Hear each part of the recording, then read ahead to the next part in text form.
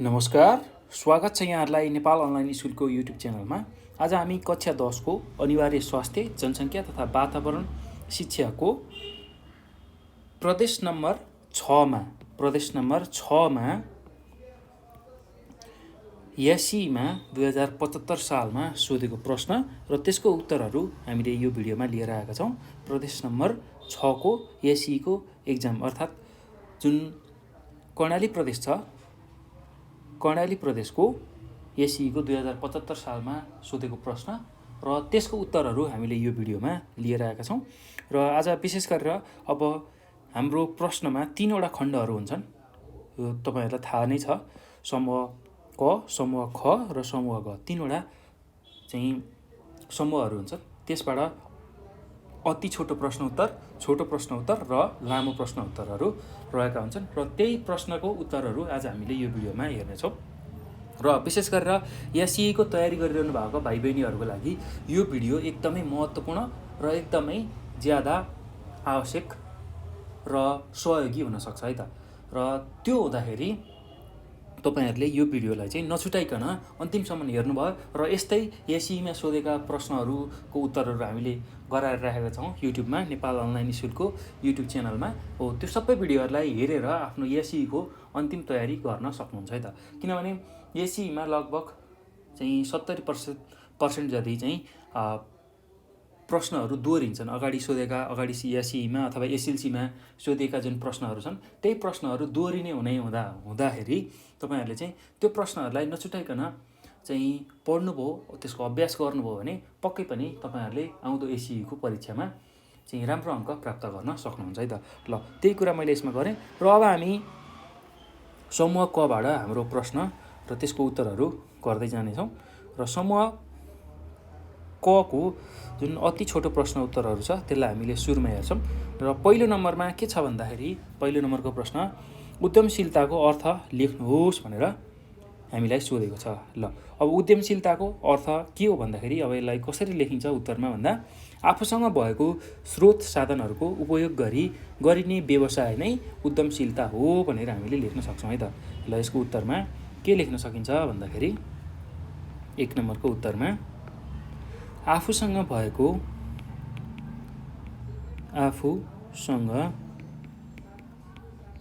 भएको स्रोत साधनको उपयोग गरी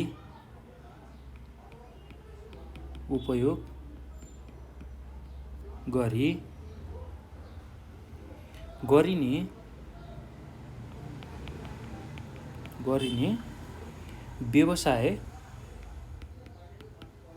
व्यवसाय नै उद्यमशीलता हो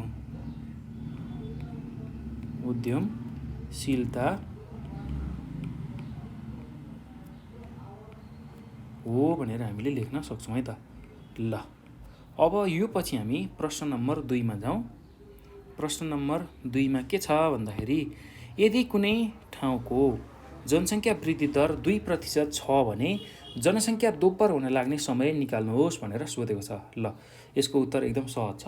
हामीलाई के थाहा हुनुपर्छ भने यसको लागि जनसङ्ख्या दोब्बर हुन लाग्ने समयको एउटा सूत्र छ, त्यो सूत्रको बारेमा चाहिँ हामीलाई थाहा हुनुपर्छ है त। त्यो थाहा हुने बित्तिकै यसको उत्तर हामीले सजिलै निकाल्न सक्छौँ। र जनसङ्ख्या दोब्बर हुन लाग्ने समय कसरी निक्लिन्छ भन्दाखेरि, कुन सूत्रबाट निक्लिन्छ भन्दाखेरि, त्यो सूत्र भनेको 70लाई चाहिँ वार्षिक जनसङ्ख्या जुन वृद्धि दर छ त्यसले भाग गऱ्यौँ भने हामीले चाहिँ जनसङ्ख्या दोब्बर हुन लाग्ने समय निकाल्न सक्छौँ है त। ल, त्यही कुरालाई हामी हाम्रो उत्तरको रूपमा लेखौँ।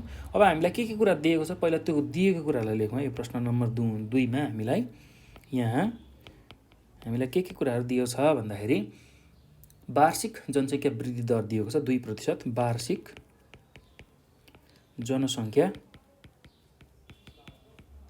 जनसङ्ख्या वृद्धि दर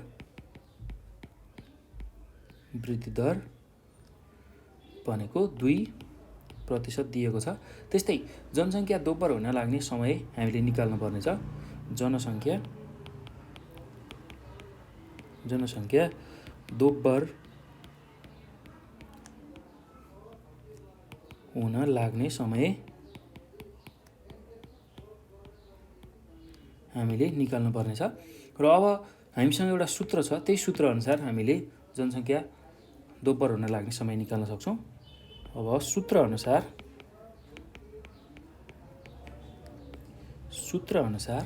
चाहिँ के लेख्न सकिन्छ भने जनसङ्ख्या दोब्बर हुन लाग्ने समय लेख्न सकिन्छ। जनसङ्ख्या दोब्बर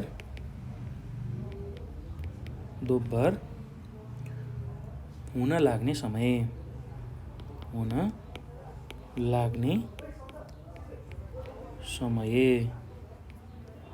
ल अब यो निकाल्ने सूत्र भनेको 70 लाई हामीले जनसङ्ख्या वृद्धि दरले अर्थात् वार्षिक जनसङ्ख्या वृद्धि दरले भाग गर्यौँ भने त्यसले चाहिँ हामीलाई के दिन्छ भन्दाखेरि जनसङ्ख्या दोब्बर हुन लाग्ने समय दिन्छ। ल त्यसले भाग गरौँ वार्षिक जनसङ्ख्या वृद्धि दर, जनसङ्ख्या वृद्धि दर। ल अब हेर्नुहोस् त 70 जस्ताको तस्तै छ र वार्षिक जनसङ्ख्या वृद्धि दर हामीलाई कति दिएको छ भन्दाखेरि 2% दिएको छ र यसबाट हामीले यसरी 35 चाहिँ पाउँछौँ र यो केमा हुन्छ भन्दाखेरि वर्षमा हुन्छ। ल अब यसलाई निष्कर्षमा कसरी लेख्न सकिन्छ भन्दाखेरि तसर्थ त्यस ठाउँको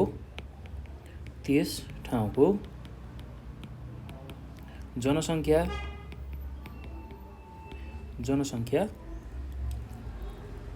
दोब्बर हुन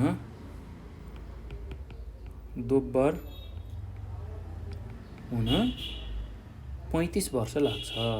35 वर्ष लाग्दछ। ल यति कुरा तपाईँहरूले लेख्न सक्नुहुन्छ है त। अब यो पछि हामी अर्को प्रश्नमा जाउँ। अर्को प्रश्न के छ भन्दाखेरि प्रश्न नम्बर 3 मा नेपालमा क्षेत्रीय विकास सन्तुलित नहुनुको कारण लेख्नुहोस् भनेर सोधेको छ। नेपालमा क्षेत्रीय विकास चाहिँ सन्तुलित छैन, हो त्यसको कारण के हो त, त्यही कुरा हामीले लेख्नुपर्ने छ। ल अब नेपालमा क्षेत्रीय विकास सन्तुलित नहुनुको एक कारण भनेको यसको भौगोलिक, सामाजिक तथा आर्थिक विविधता नै हो। त्यही कुरालाई हामी उत्तरको रूपमा लेख्न सक्छौँ। प्रश्न नम्बर 3 को उत्तरमा के लेख्न सकिन्छ भने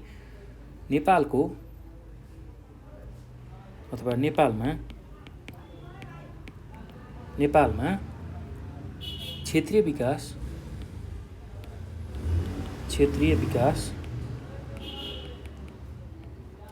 विकास सन्तुलित नहुनुको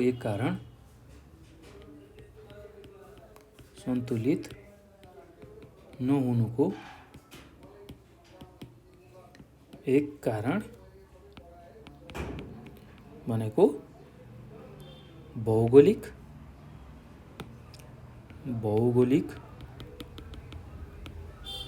भौगोलिक, सामाजिक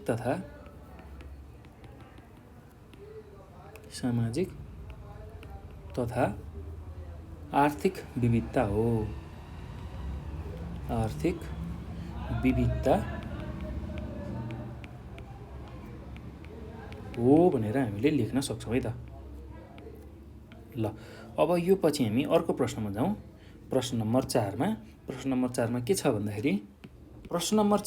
भन्दाखेरि नेपालको पहाडी प्रदेश कति तरातेले उचाइमा अवस्थित छ लेख्नुहोस् भनेर सोधेको छ। ल नेपालको पहाडी प्रदेश चाहिँ विशेष गरेर समुद्री सतहदेखि करिब 610 मिटरदेखि 4877 मिटरको धरातलीय उचाइमा अवस्थित छ भनेर हामीले यसको उत्तर लेख्न सक्छौँ है त। ल त्यही कुरा हामी लेखौँ। प्रश्न नम्बर 4 को उत्तरमा के लेख्न सकिन्छ भने नेपालको पहाडी प्रदेश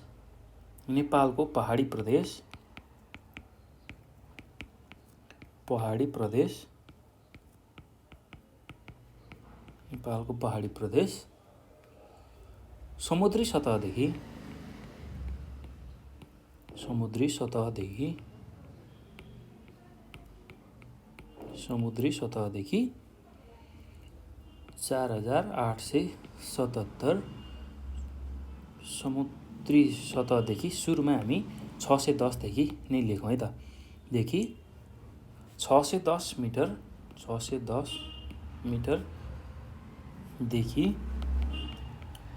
अन्तिम भनेको 4877 मिटर धरातलीय उचाइमा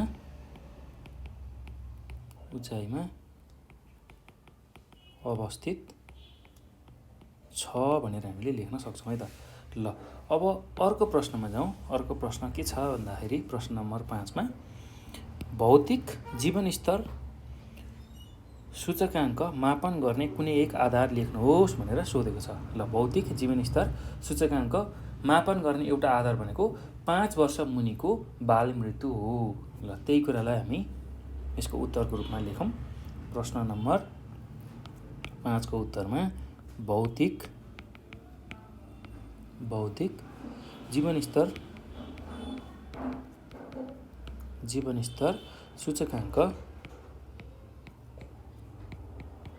सूचकाङ्क मापनको एक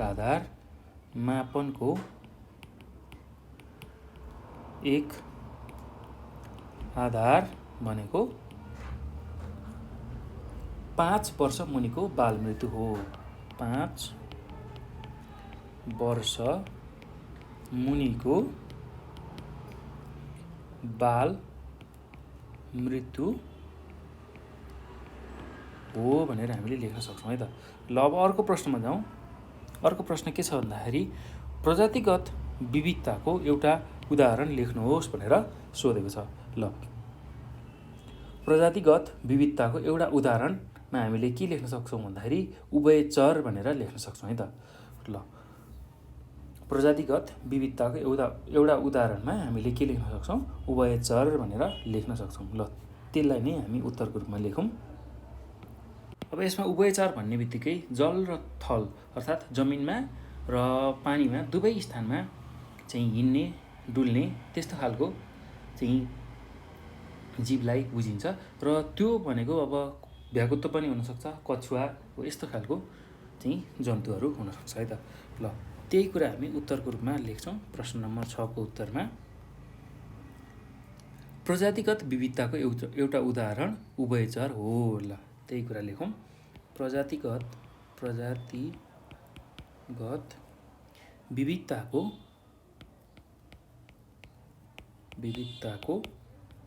एउटा उदाहरण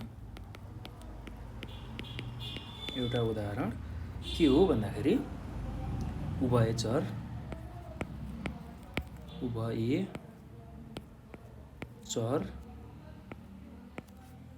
अर्थात् कछुवा, यसको उदाहरणमा कछुवा, भ्याकुता हो भनेर हामीले लेख्न सक्छौँ है त। ल अब प्रश्न नम्बर 7 मा जाउँ। प्रश्न नम्बर 7 मा के छ भन्दाखेरि हेपाटाइटिस बी लाग्ने विषाणुको नाम लेख्नुहोस् भनेर सोधेको छ। ल अब हेपाटाइटिस बी लाग्ने विषाणुको नाम हेपाटाइटिस बी नै हो है त। त्यही कुरा चाहिँ हामीले लेख्न सक्छौँ। हेपाटाइटिस बी लाग्ने जुन विषाणु छ त्यसको नाम नै हेपाटाइटिस बी भनेर हामीले लेख्न सक्छौँ है त। ल त्यही कुरालाई लेखौँ। प्रश्न नम्बर 7 को उत्तरमा हेपाटाइटिस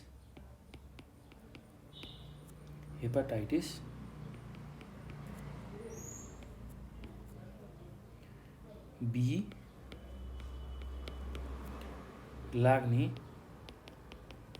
लाग्ने विषाणुको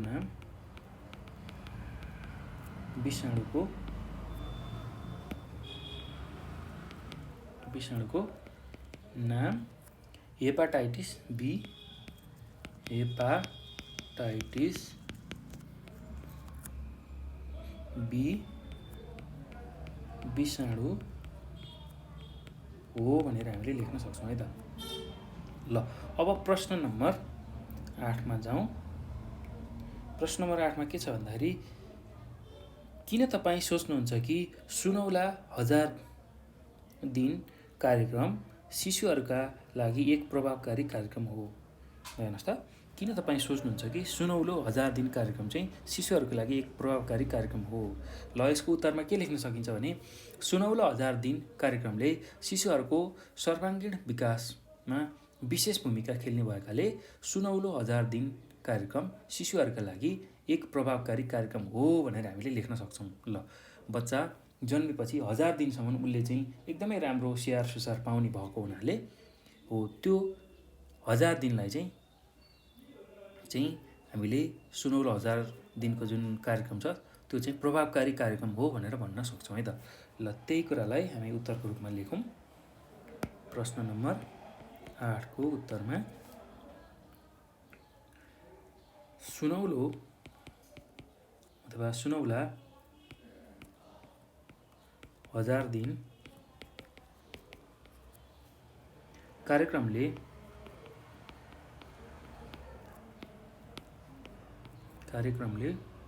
शिशुहरूको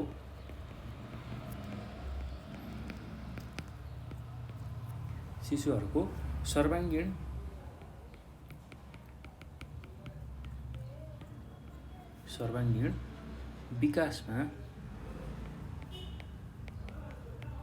विकासमा विशेष भूमिका खेल्ने भएकाले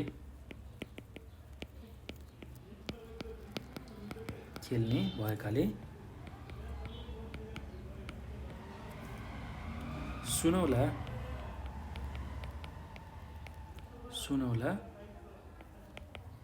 1000 दिन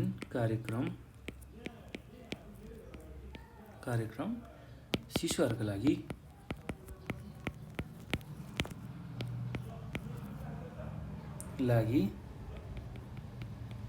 एक प्रभावकारी कार्यक्रम हो।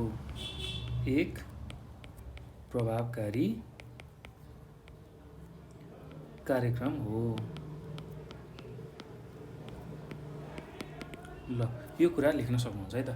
अब अर्को प्रश्नमा जाउँ। अर्को प्रश्न के छ भन्दाखेरि सामुदायिक स्वास्थ्यको कुनै एक महत्त्व लेख्नुहोस् भनेर सोधेको छ।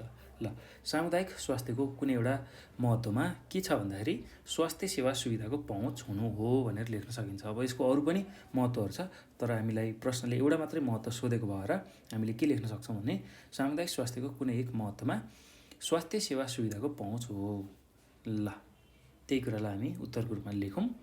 प्रश्न नम्बर 9 को उत्तरमा सामुदायिक स्वास्थ्यको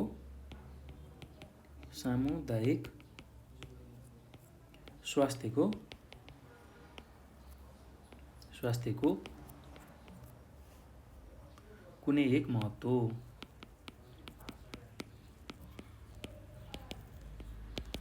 ल, त्यसमा के लेख्न सकिन्छ भने स्वास्थ्य सेवा सुविधाको पहुँच हुनु हो। स्वास्थ्य सेवा सुविधाको पहुँच हुनु हो।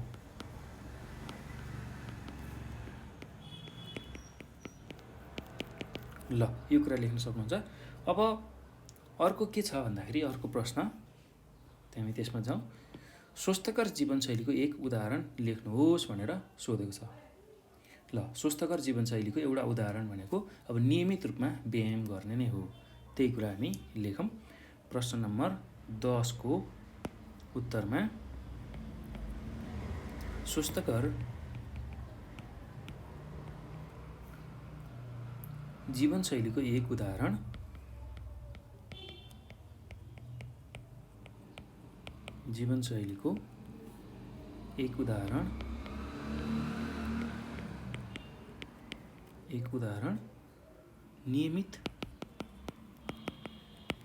नियमित व्यायाम गर्ने हो।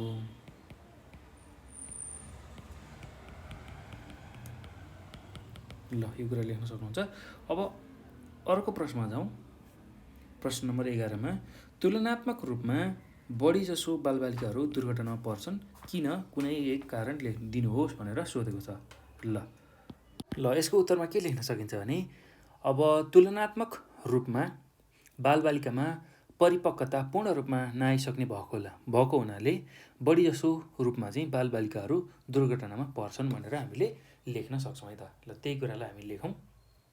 बालबालिकामा प्रश्न नम्बर 11 को उत्तरमा हामीले के लेख्न सक्छौँ भन्ने बालबालिकामा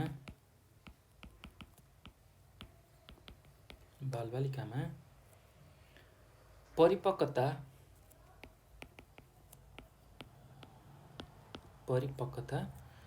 पूर्ण रूपमा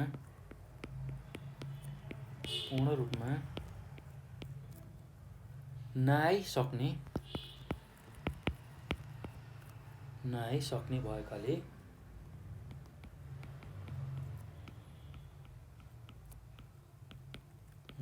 भएकाले तुलनात्मक रूपमा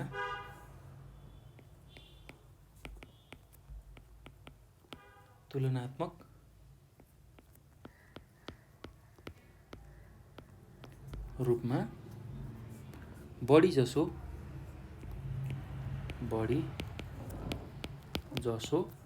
बालबालिकाहरू दुर्घटनामा पर्छन्। बालबालिकाहरू दुर्घटनामा पर्छन् भनेर हामीले लेख्न सक्छौँ है त। ल अब यो सँगसँगै हामीले समूह क को सबै प्रश्न उत्तरहरू गऱ्यौँ। अब समूह खमा जान्छौँ है त हामी। समूह खमा रहेको जुन छोटो प्रश्न उत्तरहरू छ त्यसको बारेमा चर्चा गर्छौँ। समूह खमा रहेको छोटो प्रश्न उत्तरको बारेमा चर्चा गर्छौँ। ल अब पहिलो प्रश्न हाम्रो के छ भन्दाखेरि सामाजिक मूल्य मान्यताको संरक्षणमा सामाजिक सांस्कृतिक पक्षको कस्तो भूमिका हुन्छ भनेर हामीलाई सोधेको छ। ल सामाजिक मूल्य मान्यताको संरक्षण गर्नको लागि चाहिँ सामाजिक र सांस्कृतिक पक्षहरूको भूमिका चाहिँ कस्तो हुनुपर्छ अथवा कस्तो हुन्छ भनेर हामीलाई प्रश्नले सोधेको छ। ल अब यसको उत्तर एकदम ध्यानपूर्वक तपाईँहरूले सुन्नु होला। यसको उत्तर म भनिदिन्छु र त्यहीलाई सुनेर तपाईँहरूले यसको उत्तर आफ्नै भाषामा आफ्नै शैलीमा लेख्न सक्नुहुन्छ है त। ल अब यसमा के लेख्न सकिन्छ भने मानिस जुन समाजमा बसोबास गर्छ त्यस समाजमा जीवनयापन गर्न आफूलाई अनुकूल हुने खालको सामाजिक तथा सांस्कृतिक नीति नियमहरू निर्माण गर्छ। मानिसद्वारा निर्मित विभिन्न रीतिरिवाज, चालचलन, वेशभूषा, धर्म, संस्कृति आदि जस्ता सामाजिक तथा सांस्कृतिक पक्षले सामाजिक मूल्य मान्यताको संरक्षणमा जोड दिन्छ। जन्म, मृत्यु, विवाह संस्कार, चाडपर्व मनाउने, सामाजिक मेला पर्व, जात्रा आयोजना आदि सामाजिक सांस्कृतिक पक्षले गर्दा सामाजिक मूल्य मान्यताको संरक्षणमा टेवा पुग्छ। उदाहरणका रूपमा हिन्दू धर्म मान्ने मानिसहरूले पिपललाई अथवा पिपलको रुखलाई भगवानको रूपमा अथवा भगवानको प्रतीकको रूपमा सम्मान र संरक्षण गर्छन्। त्यस्तै प्रत्येक धर्म मान्ने जुन व्यक्तिहरू छन् उनीहरूले प्राणी र वनस्पतिको रक्षा गर्नुपर्छ भन्ने कुरा चाहिँ सिकाउँछ है त। प्रत्येक धर्मले नै त्यही कुराहरू सिकाउँछ र प्राणी र वनस्पतिको रक्षा हामीले गर्नुपर्छ भन्ने कुरा सिकाउँछ। अब यसबाट पनि सामाजिक मूल्य मान्यताको संरक्षणमा चाहिँ टेवा पुगेको छ भनेर हामीले लेख्न सक्छौँ है त। ल यो कुरा तपाईँहरूले सहजै रूपमा लेख्न सक्नुहुन्छ। एकदम सजिलो छ, त्यस्तो गाह्रो केही पनि छैन। ल अब यो पछि हामी अर्को प्रश्नमा जाउँ। अर्को प्रश्न के छ भन्दाखेरि प्रश्न नम्बर 13 मा मानौँ विक्रम सम्वत 2074 सालको कुनै ठाउँको कुल जनसङ्ख्या 9600 थियो। सोही समयमा 650 जना शिशुको जन्म भयो र 455 जनाको उक्त ठाउँको 455 जनाको मृत्यु भयो भने उक्त ठाउँको विक्रम सम्वत 2074 सालको कोरा जन्मदर निकाल्नुहोस् भनेर हामीलाई सोधेको छ है त। ल हामीलाई के कुराहरू दिएको छ भन्दाखेरि हामीलाई कुनै एउटा ठाउँको कुल जनसङ्ख्या दिएको छ। त्यसमा पनि अब शिशुहरू जन्मिएको त्यो तथ्याङ्क पनि दिएको छ, 650 जना शिशुहरूको जन्म भएको। त्यस्तै गरेर 455 जना शिशुहरूको मृत्यु भएको त्यो पनि दिएको छ। र त्यसबाट हामीले अब के निकाल्नु छ भन्दाखेरि कोरा जन्मदर निकाल्नुपर्ने छ। ल अब कोरा जन्मदर निकाल्नको लागि हामीसँग सूत्र छ, त्यही सूत्रको प्रयोग गरेर हामीले कोरा जन्मदर सजिलै निकाल्न सक्छौँ है त। ल अब यसको उत्तरमा कसरी लेख्न सकिन्छ भने प्रश्न नम्बर 13 अर्थात् समूह ख अन्तर्गत हामी हेर्दैछौँ। समूह ख अन्तर्गत प्रश्न नम्बर चाहिँ कति छ भन्दा 13। ल अब हामीलाई के कुराहरू दिएको छ त्यसलाई लेखौँ। यहाँ हामीलाई विक्रम सम्वत 2074 सालको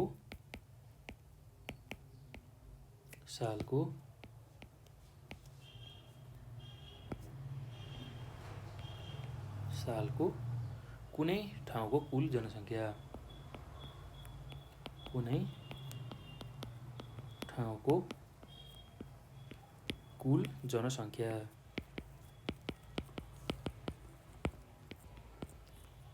ल त्यो कति दिएको छ भन्दाखेरि 9600 दिएको छ। त्यस्तै अब कुल जीवित जन्मेका बच्चाहरूको सङ्ख्या पनि दिएको छ। कुल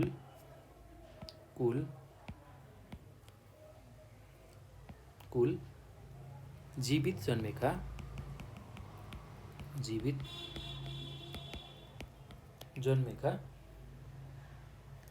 बच्चाहरूको सङ्ख्या।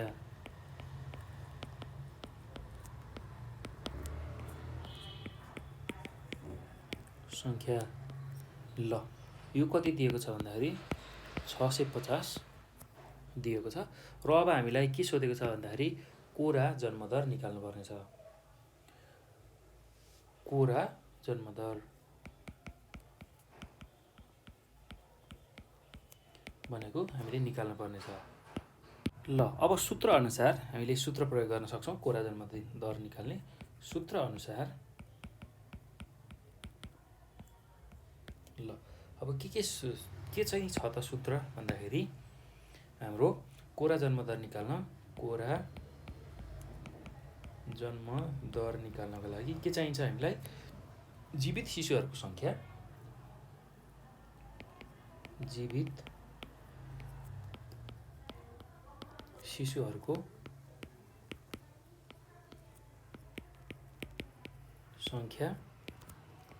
त्यसलाई हामीले केले भाग गर्छौँ भन्दाखेरि कुल जनसङ्ख्याले भाग गर्छौँ।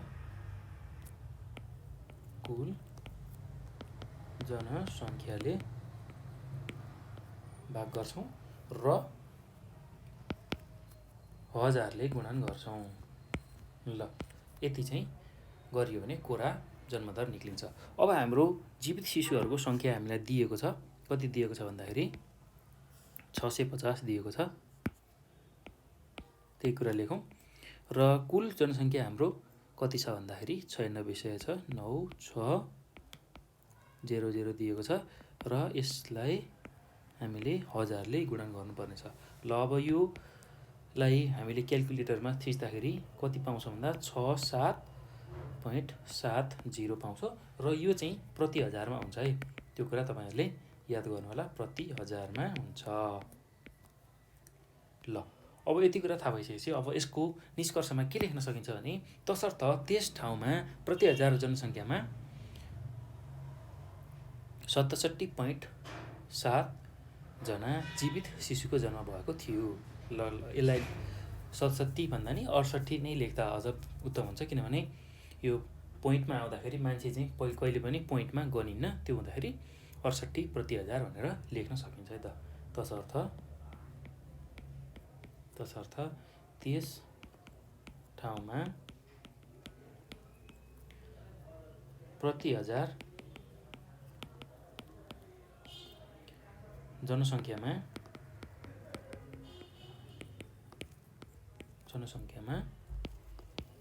67.7 जना जीवित शिशुको जन्म भएको थियो।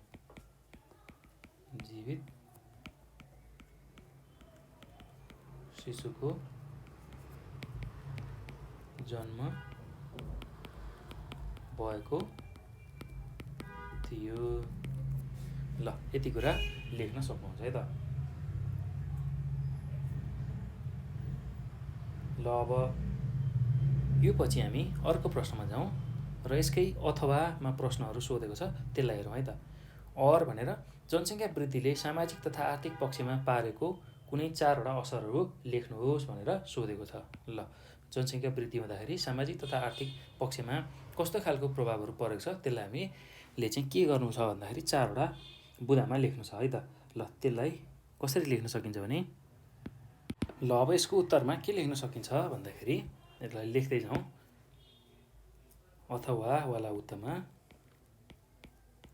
ल अथवा वाला उत्तरमा के लेख्न सकिन्छ भने जनसङ्ख्या वृद्धिले सामाजिक तथा आर्थिक पक्षमा पारेका कुनै 4 असरहरू। जनसङ्ख्या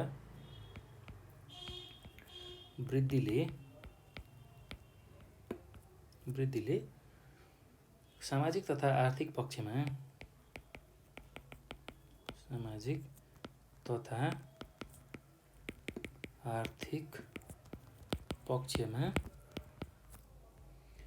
पारेको कुनै 4 असरहरू।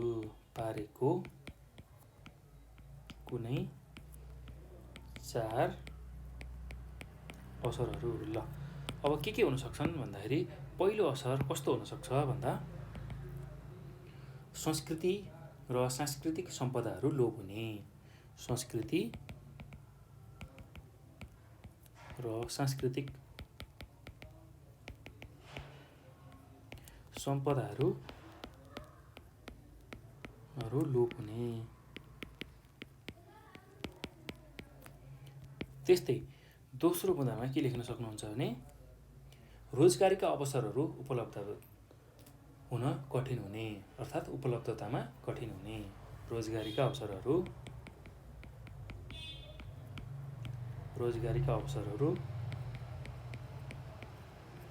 उपलब्धतामा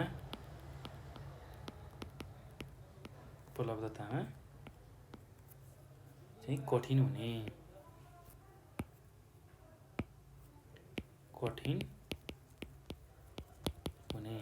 त्यस्तै अर्को बुँदामा के लेख्न सक्नुहुन्छ भने शिक्षाको गुणस्तरमा ह्रास आउने। शिक्षाको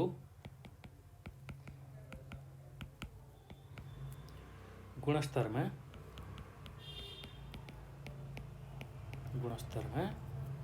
ह्रास आउने।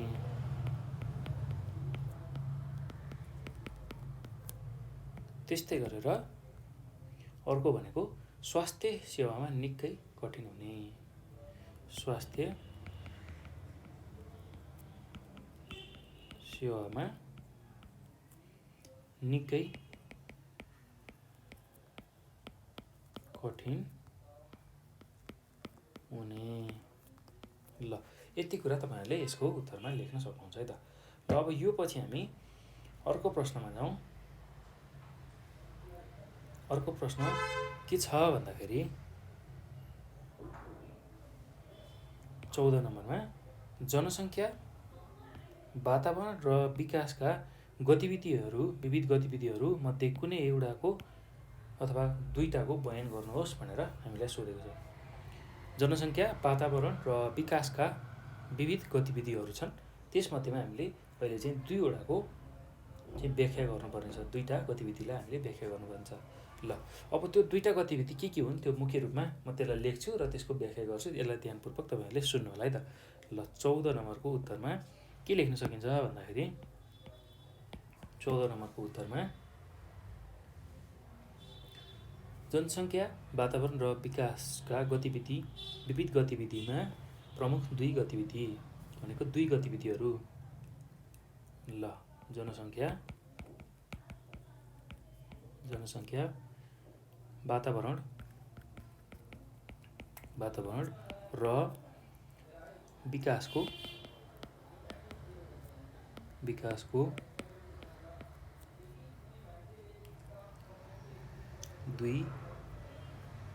दुई गतिविधिहरू।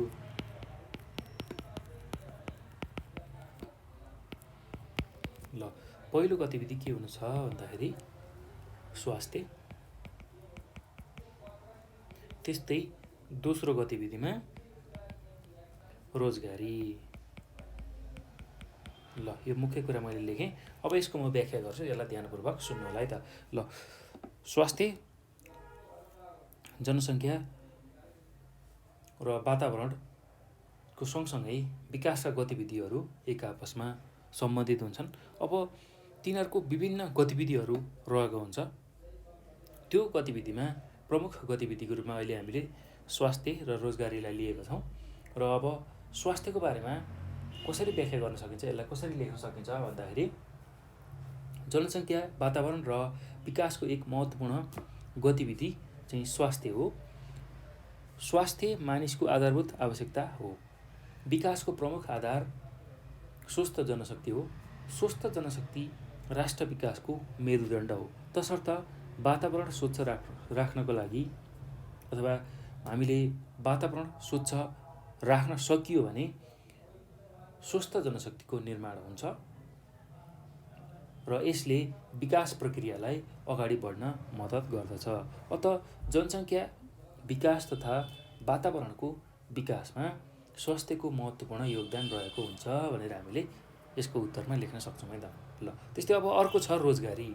रोजगारीमा के कुराहरू समावेश गर्न सकिन्छ, के कुराहरू लेख्न सकिन्छ भन्दाखेरि जनसङ्ख्या, वातावरण र विकासको एक महत्त्वपूर्ण गतिविधिमा रोजगारी पनि एक हो। मानिसले आफ्नो क्षमताअनुसारका पेसामा संलग्न भई आय आर्जन गर्नु नै रोजगारी हो। देशको जनशक्तिलाई राष्ट्रिय तथा अन्तर्राष्ट्रिय बजार अनुकूलको ज्ञान र सिप प्रदान गरी रोजगारीका अवसरहरूको प्रवर्धन गर्नु राज्यको प्रमुख दायित्व हो। नेपालमा कृषि क्षेत्रमा नदेखिने गरी धेरै बेरोजगारी व्याप्त छ भने सिप, पुँजी र प्रविधिमा बहुसङ्ख्यक जनताको आवश्यक पहुँच निकै कम छ। त्यस्तै यस अवस्थामा रोजगारीको अथवा स्वरोजगारीको प्रवर्धन सीमित मात्रामा मात्र भएको पाइन्छ। त्यस्तै उद्यमशीलता, स्तरीय सिपको विकास र नयाँ रोजगारीका अवसरहरू सिर्जना गरेर रोजगारी चाहिँ विकास गर्न सकिन्छ भनेर हामीले यसको उत्तरमा लेख्न सक्छौँ है त। ल यति कुरा तपाईँहरूले यसमा लेख्न सक्नुहुन्छ। अब यो पछि हामी अर्को प्रश्नमा जाउँ। प्रश्न नम्बर 15मा। प्रश्न नम्बर 15मा के सोधेको छ भन्दाखेरि पहाडी प्रदेशलाई किन अन्य प्रदेशको तुलनामा जैविक विविधताको धनी मानिन्छ, छोटकरीमा वर्णन गर्नुहोस् भनेर सोधेको छ। ल पहाडी क्षेत्रलाई अथवा पहाडी प्रदेशलाई चाहिँ अन्य प्रदेशको तुलनामा, हिमाल र तराईको तुलनामा किन चाहिँ जैविक विविधतामा धनी मानिन्छ, त्यो कुरा हामीले लेख्नुपर्ने छ। ल अब यसको उत्तरमा म के भन्छु भने तपाईँहरूले यसलाई सुन्नु होला ध्यानपूर्वक। म यसको उत्तर लेखाउन्न, त्यो हुँदाखेरि यसलाई ध्यानपूर्वक सुन्नु होला र सुनाइकै आधारमा तपाईँहरूले यसलाई राम्रोसँग लेख्न सक्नुहुन्छ। त्यसैले अब यसमा के कुरा तपाईँहरूले लेख्न सक्नुहुन्छ भने पहाडी प्रदेश अरू प्रदेशको दाँजोमा जैविक विविधतामा धनी भएको पाइन्छ अथवा जैविक विविधता चाहिँ अन्य प्रदेशको तुलनामा बढी पाइन्छ पनि भनेर हामीले लेख्न सक्छौँ है त। त्यस्तै पहाडी प्रदेशमा बढी क्षेत्रफलसहित उपयुक्त वातावरण रहेको छ। साथसाथै हिमाली र तराईको हावापानी समेत आंशिक पाइन्छ। केही ठाउँमा हिमालको र केही ठाउँमा तराईको हावापानी समेत पहाडी प्रदेशमा पाइन्छ। पहाडी प्रदेश महाभारत लेक, मध्यभूमि र चुरे वा शिवालिक श्रेणी मिलेर बनेको छ। यहाँका प्रत्येक उपप्रदेशको पारिस्थितिक प्रणालीको संरचनामा केही न केही भिन्नता रहेको छ। यहाँ ठाउँ ठाउँमा कहीँ बाक्ला र कहीँ चाहिँ पातला किसिमका वनजङ्गलहरू पाइन्छन्। पतझर वनजङ्गलको लागि यो क्षेत्र प्रमुख स्थान मानिन्छ। यस प्रदेशको पहाडी भागमा मकै, भटमास, कोदो, फापर, आदिको खेती गरिन्छ। त्यस्तै खोलानाला, नदी, ताल आदि जलाशयमा माछाहरू पाइन्छन्। यस क्षेत्रको माथिल्लो उचाइमा गुराँस, खर्सु, त्यसैगरी देवदार, सिसौ, खैर आदि बोटबिरुवाहरू पाइन्छन्। यस क्षेत्र पशुपालन र फलफुल खेतीका लागि पनि उपयुक्त स्थान हो, जसमा आँप, त्यसैगरी नास्पाती, सुन्तला, कागती, केरा आदि जस्ता फलफुलहरूको खेती गरिन्छ। त्यस्तै विभिन्न किसिमका पशुपन्छीहरू जस्तै भालु, चितुवा, मृग, बाँदर, बँदेल जङ्गली बिरालो, चित्तल, रतुवा जस्ता वन्य जन्तुहरू पाइनुका साथै कालिज, बाज, ढुकुर, सुगा र अन्य विभिन्न किसिमका चराचुरुङ्गीहरू पनि यस प्रदेशमा पाइन्छ। तसर्थ अन्य प्रदेशको तुलनामा यहाँ धेरै किसिमको विविधता, जैविक विविधता, जीवहरूमा विविधता पाइने भएको हुनाले चाहिँ यो प्रदेशलाई जैविक विविधताको धनी मानिन्छ अन्य प्रदेशको तुलनामा। ल यति कुरा तपाईँहरूले यसको उत्तरमा लेख्न सक्नुहुन्छ है त। एकदम सहज छ, त्यस्तो गाह्रो केही पनि छैन। ल अब यो पछि हामी फेरि अर्को प्रश्नमा जान्छौँ। अर्को प्रश्न के छ भन्दाखेरि प्रश्न नम्बर 16मा गुणस्तरीय जीवनका लागि सानो परिवार विषयमा छोटो टिप्पणी तयार पार्नुहोस् भनेर सोधेको छ। ल गुणस्तरीय जीवन बिताउनको लागि चाहिँ एउटा सानो परिवार आवश्यक पर्छ हो, यही विषयमा हामीले टिप्पणी लेख्नु छ। ल एकदम सजिलो छ, त्यस्तो गाह्रो केही पनि छैन। अब यसको उत्तर पनि म भन्छु भाइ बहिनीहरू, तपाईँहरूले यसलाई ध्यानपूर्वक सुन्नु होला र त्यही सुनेकै आधारमा यसलाई चाहिँ तपाईँहरूले लेख्न सक्नुहुन्छ है त। अब यसमा के लेख्न सकिन्छ भने गुणस्तरीय जीवन निर्माणमा सानो परिवारले महत्त्वपूर्ण योगदान गरेको हुन्छ। परिवारको आकार सानो हुनाले परिवारका सदस्यहरूको हरेक आधारभूत र द्वितीय आवश्यकताहरू, आधारभूत बाहेक अन्य आवश्यकताहरू पुरा भई स्तरीय जीवन प्राप्ति हुन्छ। परिवारका लागि आवश्यक पर्ने खाना, लुगा, शिक्षा, स्वास्थ्य, घर, मनोरञ्जन, सुरक्षा जस्ता आवश्यकताहरू सानो परिवार भएमा पुरा गर्न सहज हुन्छ। यसले गर्दा परिवारका सदस्यहरूले सुखसाथ जीवनयापन गर्न सक्छन्। परिवारका प्रत्येक सदस्यको चाहना र आवश्यकता पुरा हुन सकेमा परिवार सुखी र गुणस्तरीय हुन जान्छ। त्यसैले सानो परिवारलाई सुखी जीवनको महत्त्वपूर्ण सूचक मानिन्छ। तुलनात्मक रूपमा ठुलो परिवारमा भन्दा सानो परिवारमा गुणस्तरीय जीवनका लागि आवश्यक पर्ने आधारहरूको उचित व्यवस्थापन गर्न सहज हुन्छ। परिवारको आकार ठुलो भएमा साधन र स्रोतको अभाव हुन गई परिवारको आवश्यकता पुरा गर्न कठिनाइ उत्पन्न हुन्छ। त्यसैले आफूसँग प्राप्त साधन र स्रोतबाट सबै आवश्यकता पुरा गर्न सकिने गरी परिवारको योजना बनाउनु नितान्त आवश्यक हुन्छ भनेर हामीले यसको उत्तरमा लेख्न सक्छौँ है त। ल एकदम सहज छ, त्यस्तो गाह्रो केही पनि छैन। यति चाहिँ कुरा तपाईँहरूले यसमा उल्लेख गरेर लेख्नुपर्ने छ है त। अब अर्को प्रश्नमा जाउँ। अर्को प्रश्न के छ भन्दाखेरि तपाईँको विचारमा जैविक विविधता विनाशका कारणहरू के हुन सक्छन् लेख्नुहोस् भनेर सोधेको छ।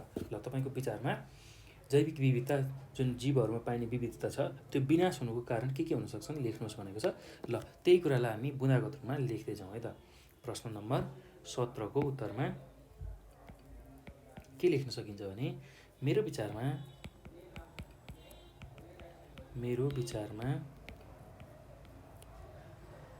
जैविक विविधता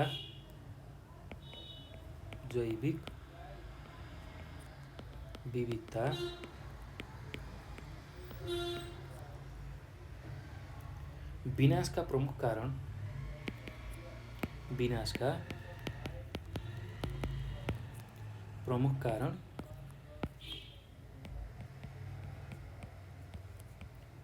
कारणहरू निम्न छन्। ल पहिलो के हुन सक्छ भन्दाखेरि पहिलो कारण मानिसका आधारभूत आवश्यकताहरूको परिपूर्ति गर्नका लागि अनियन्त्रित रूपमा जङ्गल फडानी गर्नु। ल त्यही कुरालाई लेखौँ। मानिसका आधारभूत आवश्यकताको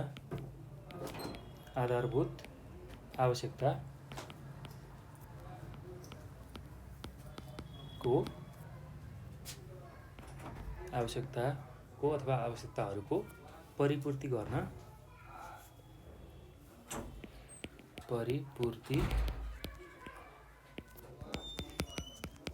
गर्नका लागि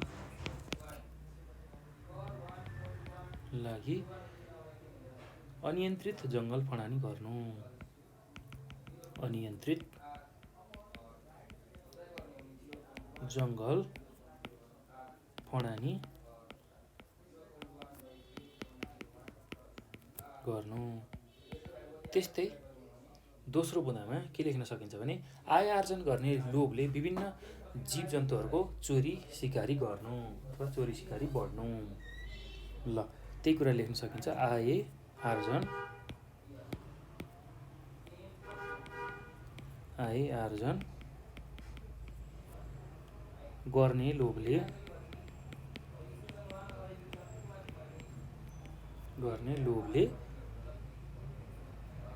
विभिन्न जीवजन्तुहरूको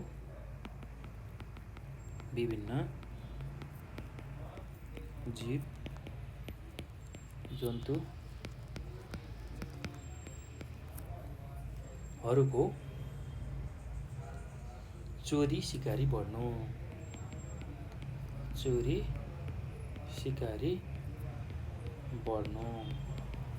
त्यस्तै अर्को के लेख्न सकिन्छ भने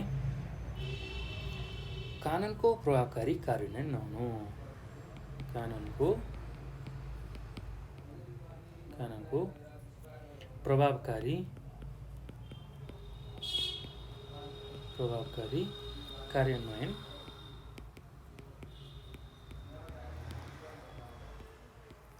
नहुनु।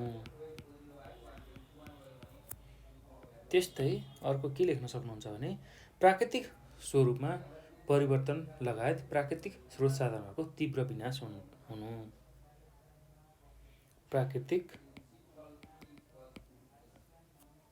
स्वरूपमा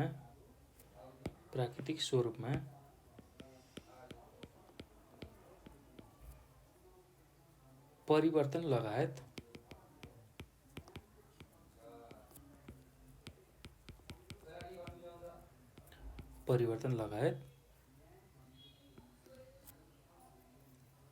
प्राकृतिक स्रोत साधनको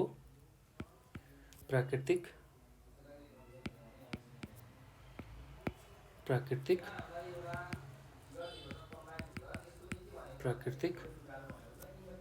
स्रोत साधनको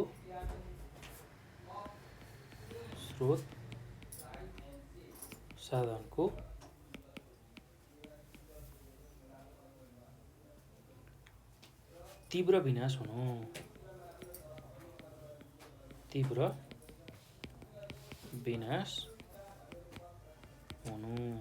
ल यति कुरा तपाईहरुले लेख्न सक्नुहुन्छ है त। ल अब यो पछि हामी अर्को प्रश्नमा जाउँ। अर्को प्रश्न के छ भन्दाखेरि अब यसमै अर्को कुरा के सोधेको छ भन्दाखेरि अथवा भनेर 17 नम्बर नै सङ्कटपन्न जीवजन्तुहरूको संरक्षणमा तपाईँ कस्तो भूमिका निर्वाह गर्नुहुन्छ प्रश्न पार्नुहोस् भनेर सोधेको छ। ल अब सङ्कटपन्न जीवजन्तुहरूको संरक्षण गर्न तपाईले कस्तो खालको भूमिका निर्वाह गर्न सक्नुहुन्छ त्यसलाई हामीले प्रश्न पार्नुपर्नेछ है त। ल एकदम सजिलो छ यसको उत्तर पनि, त्यस्तो गाह्रो केही पनि छैन। ल अब यसको उत्तरमा के लेख्न सकिन्छ भने सङ्कटापन्न मानिएका विभिन्न प्राणी तथा पशुपन्छीहरू हाम्रो देशका विभिन्न ठाउँमा रहेका छन्। यिनीहरूको संरक्षण गर्न वनजङ्गल, खोलानाला, जलाधार, चरण क्षेत्र आदि जस्ता प्राकृतिक वातावरणको संरक्षण तथा सम्वर्धन गर्नुपर्छ। यिनीहरूको संरक्षणका लागि स्थानीय सहभागिता गराई संरक्षणबाट हुने फाइदा, जोगाउन अपनाइने उपाय र दुर्लभ हुनुका कारणबारे जानकारी एवं जनचेतना बढाउन सकिन्छ। दुर्लभ पशुपन्छी सम्बन्धी बनेका नीति नियमहरूलाई कडाइका साथ लागू गर्ने, त्यस्तै दण्ड सजायको व्यवस्था गर्ने जस्ता कुराहरूमा ध्यान पुर्याउनु पर्दछ। त्यसैगरी दुर्लभ प्राणी तथा पशुपन्छीहरूको उपयुक्त सम्वर्धन र संरक्षण गर्न उपलब्ध पारिस्थितिक प्रणालीको प्राकृतिक अवस्थाको यथार्थ स्थिति पत्ता लगाउन अध्ययन तथा अनुसन्धानका कार्यहरूलाई अगाडि बढाउनु पर्छ। परस्थानीय संरक्षणमा जोड दिई कृत्रिम तवरले प्राकृतिक खाना र स्थानको व्यवस्था गर्ने कुरामा ध्यान पुर्याउनु पर्छ र यो गरियो भने चाहिँ सङ्कटापन्न जीवजन्तुहरूको संरक्षणमा चाहिँ ठुलो सहयोग पुग्छ भनेर तपाईहरुले लेख्न सक्नुहुन्छ है त। ल एकदम सजिलो छ, त्यस्तो गाह्रो केही पनि छैन। अब हामी यो पछि अर्को नम्बरको प्रश्न 18 नम्बरको प्रश्न छ त्यसमा जाउँ है त। ल यसको प्रश्न के छ भन्दाखेरि बाथ ज्वरोले कसरी बाथ मुटुको रोग निम्ति आउँछ उदाहरणसहित प्रस्ट्याउनुहोस् भनेर सोधेको छ। बाथ ज्वरोले कसरी बाथ मुटुको रोग निम्ति आउँछ त्यो कुरालाई हामीले लेख्नुपर्नेछ। ल अब यसमा के लेख्न सकिन्छ भने अब यसको उत्तर पनि सुन्नु होला, म यसको उत्तर पनि भनिदिन्छु। एकदम सजिलो छ, त्यस्तो गाह्रो केही पनि छैन। यो सुनिसकेपछि आफै तपाईहरुले लेख्न सक्नुहुन्छ यसको बारेमा। ल अब पहिलो के कुरा लेख्न सक्नुहुन्छ भने यसमा 3 देखि 15 वर्षका कलिला उमेरका केटाकेटीहरूलाई बार बार घाँटी दुख्ने, त्यस्तै गरेर घाँटी दुखेको 1 देखि 4 हप्ताभित्र एक किसिमको ज्वरो आउने हुन्छ र यसरी ज्वरो आउँदा एकपछि अर्को गरी हात खुट्टाका ठुला जोर्नीहरू सुन्निने र दुख्ने हुन्छन्। यसरी जोर्नीहरू प्रभावित हुने ज्वरोलाई बाथ ज्वरो भनिन्छ।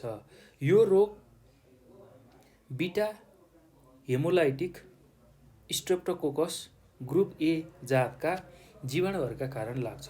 बाथ ज्वरो लागेका 50% भन्दा बढी बालबालिकाहरूको मुटुका बलहरू खराब हुने हुन्छ र त्यसलाई हामी बाथ मुटुको रोग भनेर भन्छौँ है त।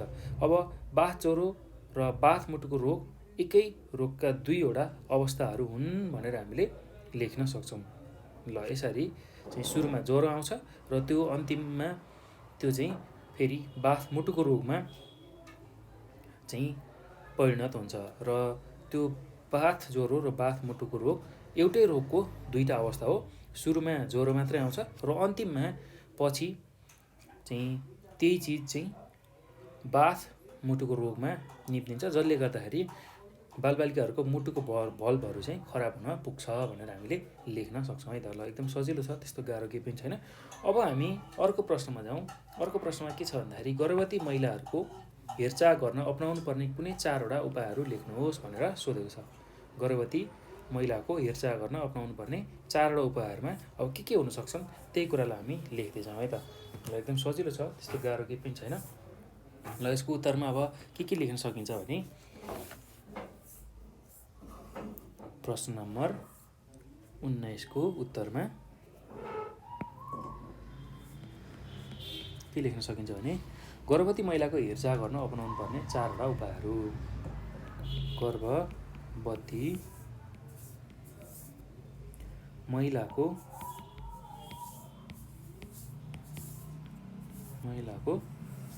हेरचाह गर्न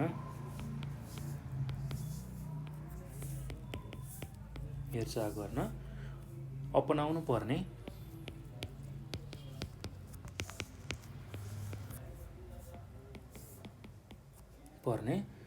कुनै 4वटा उपायहरू।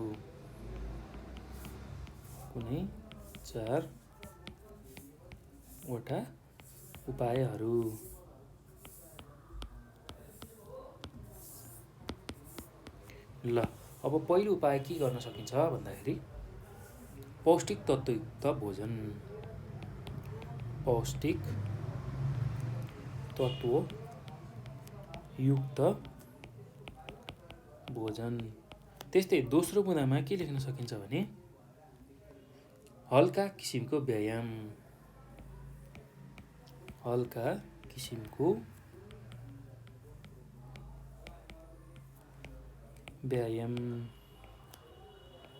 त्यस्तै अर्को बुँदामा के लेख्न सकिन्छ भने प्रशस्त आराम।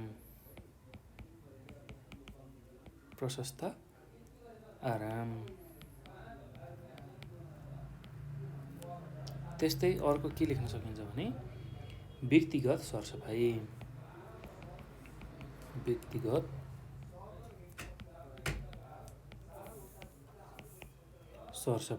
ल यति कुरा चाहिँ गर्नुपर्छ। अब यसमा पनि कसरी गर्न सकिन्छ, पौष्टिक तत्त्वको भोजनको व्यवस्था कसरी गर्ने, हल्का किसिमको व्यायाममा के कुराहरू गर्ने, प्रशस्त आराममा कति आराम गर्ने हो, यो कुराहरू चाहिँ हामी फेरि एकपटक बुझ्छौँ है त। ल अब पौष्टिक तत्त्वको जुन महिलाहरूलाई कमी भइरहेको हुन्छ गर्भवती अवस्थामा हो, त्यति बेला चाहिँ हामीले पौष्टिक तत्त्वयुक्त भोजनहरू चाहिँ गराउनु पर्ने हुन्छ। ल त्यसकै बारेमा थोरै व्याख्या गरौँ। यसमा के लेख्न सकिन्छ भने दुईजु अथवा गर्भवती भएको समयमा पेटभित्रको बच्चालाई समेत खानाको जरुरत पर्ने भएकाले खानाको स्तर बढाई खाना चाँडै पच्ने खालको पोषिलो तरल पदार्थ बढी भएको र रुचिकरका साथै प्रोटिन, भिटामिन, क्याल्सियम, आयोडिन आदि पर्याप्त मात्रामा पाइने खाद्य वस्तु हामीले खानु पर्दछ। ल त्यस्तै अब दोस्रोमा के छ भन्दाखेरि हल्का किसिमको व्यायाम गर्ने। ल यसलाई कसरी व्याख्या गर्न सकिन्छ भने गर्भवती महिलाका लागि नियमित रूपमा हलुका किसिमको व्यायाम गर्नुपर्दछ। बिहान र बेलुकीपख खुल्ला हावामा घुमफिर गर्दा गर्भमा रहेको शिशु एवं गर्भवती आमालाई फाइदाजनक हुन्छ भनेर हामीले लेख्न सक्छौँ है त। बिहान बेलुकाको खुल्ला हावामा घुमफिर गर्दाखेरि शिशु र गर्भवती महिला दुवैजनालाई फाइदाजनक हुन्छ। अब त्यस्तै छ अर्कोमा प्रशस्त आराम। यसमा हामीले के कुरा लेख्न सकिन्छ अथवा बुझ्न सकिन्छ भने गर्भवती अवस्थामा अनावश्यक कामको बोझ लिन नलगाई प्रशस्त आराम गराउनु पर्दछ। त्यसै गरी गर्भवती अवस्थामा अनिद्रा, मानसिक तनाव जस्ता समस्याबाट टाढा राख्न सकेसम्म सधैँ खुसी चाहिँ गर्भवती महिलालाई राख्नु पर्दछ भनेर हामीले लेख्न सक्छौँ है त। ल त्यस्तै अब अर्कोमा व्यक्तिगत सरसफाइ छ। त्यसमा के कुराहरू चाहिँ लेख्न सकिन्छ भने गर्भावस्थामा योनिबाट सामान्य अवस्थाको समयभन्दा बढी विकारहरू निस्कन सक्छ। गर्भावस्थामा योनिबाट सामान्य अवस्थाको समयमा भन्दा बढी विकारहरू निस्कन सक्छ। त्यसैले नियमित रूपमा नुहाउने र सरसफाइमा बढी जोड दिई स्वस्थ रहने वातावरण सिर्जना गर्नुपर्दछ भनेर हामीले लेख्न सक्छौँ है त। ल एकदम सजिलो छ, केही गाह्रो छैन। यति कुराहरू तपाईँहरूले लेख्नु होला है त। अब हामी प्रश्न नम्बर 20मा जाउँ। प्रश्न नम्बर 20मा के छ भन्दाखेरि नेपालमा प्रवर्धनात्मक स्वास्थ्य सेवाको औचित्य पुष्ट्याउनुहोस् भनेर सोधेको छ। ल अब यसको उत्तरमा के लेख्न सकिन्छ भने अब यसको उत्तर पनि म भनिदिन्छु, यसलाई ध्यानपूर्वक तपाईँहरूले सुन्नुहोला र यसलाई सजिलै तपाईँहरूले आफ्नै शैलीमा लेख्नु होला है त। ल अब यसको उत्तरमा के लेख्न सकिन्छ भने व्यक्तिको हालको स्वास्थ्य अवस्थालाई अझ सुधार गर्न वा रोग लाग्न सक्ने जुन सम्भावना छ त्यसलाई निर्मूल पार्न दिइने सेवा नै प्रवर्धनात्मक स्वास्थ्य सेवा हो। विशेष गरेर भइरहेको स्वास्थ्यलाई अझ उन्नत बनाउनका लागि यो सेवा दिइन्छ। यस स्वास्थ्य सेवा अन्तर्गत पोषण, त्यसै गरी पोषण कार्यक्रम, प्रजनन स्वास्थ्य शिक्षा एवं सूचना, नियमित स्वास्थ्य परीक्षण सेवा, नियमित खोप सेवा तथा मातृ शिशु स्वास्थ्य स्याहार कार्यक्रमहरू आदि पर्दछन्। उचित समयमा विवाह, जन्मान्तर, परिवार नियोजन, सुरक्षित मातृत्व, शिशु तथा बाल स्वास्थ्य सेवा जस्ता उपायहरूले परिवारको जीवनस्तरमा सुधार गर्न सकिन्छ। त्यस्तै पोषणयुक्त खाना, नियमित रूपमा खोप सेवा, मातृ शिशु स्वास्थ्य सेवा कार्यक्रम र स्वास्थ्य शिक्षा जस्ता कार्यक्रमहरूको सञ्चालन गरियो भने प्रवर्धनात्मक स्वास्थ्य सेवा चाहिँ सबै नागरिकले उपभोग गर्न पाउँछन् र नागरिकको स्वास्थ्य स्तर पनि वृद्धि गर्न त्यसले सहयोग पुर्याउँछ भनेर हामीले यसमा लेख्न सकिन्छ है त। ल त्यति कुरा तपाईँहरूले लेख्नु होला। अब अर्कोमा छ, अर्को यसकै 20 नम्बरकै अरमा अथवामा सोधेको समाजमा इन्टरनेट मोबाइलको खराब लतलाई कसरी न्यूनीकरण गर्न सकिन्छ भनेर प्रश्न सोधेको छ। ल अब त्यसलाई कसरी न्यूनीकरण गर्न सकिएला? समाजमा इन्टरनेट त्यसै गरी मोबाइलको खराब लतहरूलाई हटाउन हामीले के गर्न सकिन्छ भन्दाखेरि त्यही चिजलाई हामी उत्तरको रूपमा लेख्दै जाउँ है त। ल 20 नम्बरको प्रश्नको उत्तरमा के लेख्न सकिन्छ भने समाजमा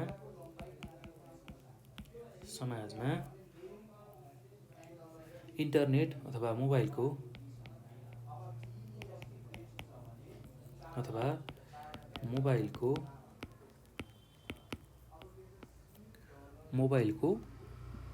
खराब लतलाई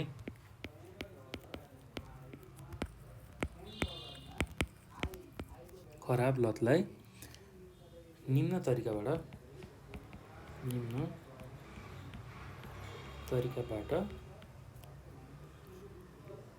न्यूनीकरण गर्न सकिन्छ।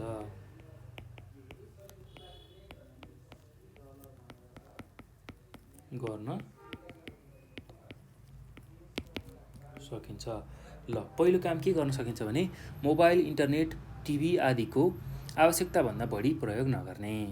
ल त्यही कुरालाई लेखौँ। मोबाइल,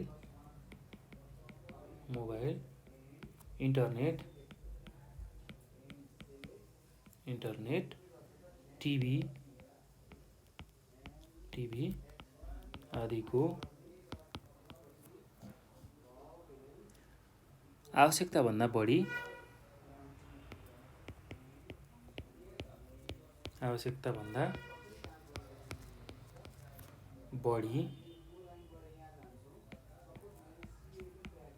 प्रयोग नगर्ने।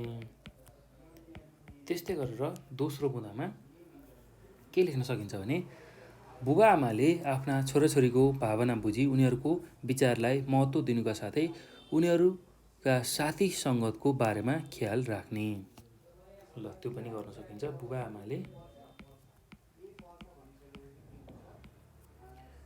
आफ्ना छोराछोरीको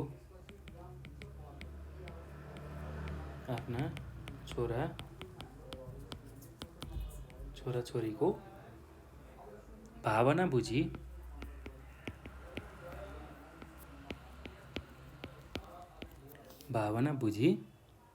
उनीहरूको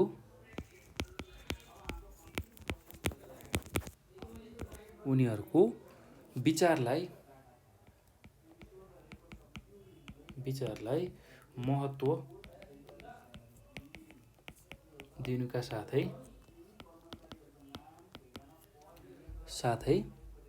उनीहरूका साथी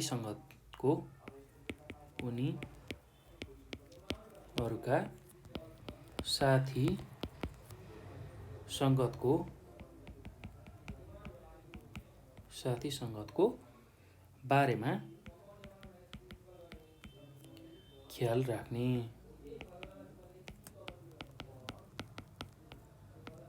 ल यो कुरा लेख्नु होला है त। अब अर्को बुँदामा के लेख्न सकिन्छ भने मोबाइल इन्टरनेटको खराब लतमा लागेका व्यक्तिलाई रोजगारमूलक कार्यमा लगाउने। ल मोबाइल इन्टरनेटको खराब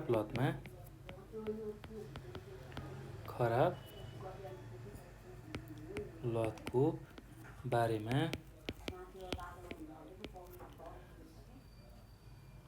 अथवा खराब लतमा लागेको व्यक्तिलाई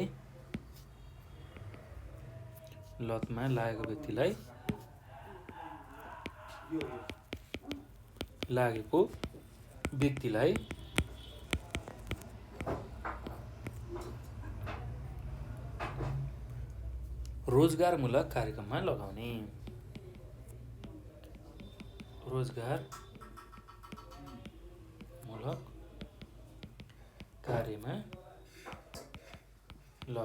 ल यति कुरा लेख्न सक्नुहुन्छ है त।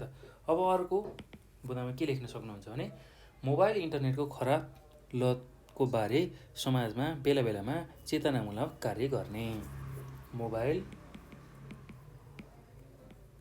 इन्टरनेटको खराब लतको बारेमा समाजमा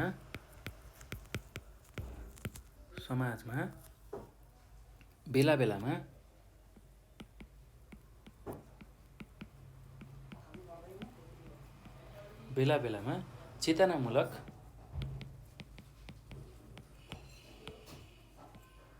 चेतनामूलक कार्यक्रम गर्ने।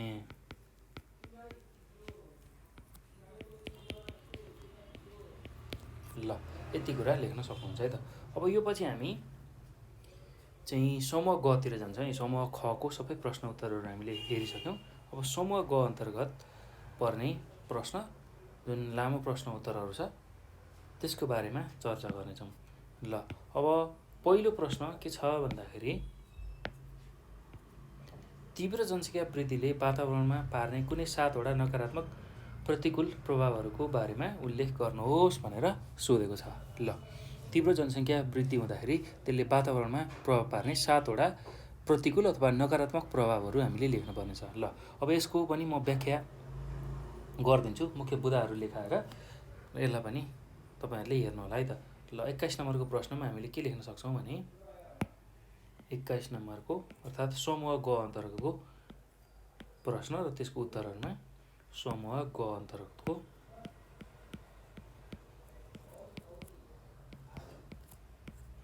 ल अब यसको उत्तरमा हामीले कसरी लेख्न सकिन्छ भने तीव्र जनसङ्ख्या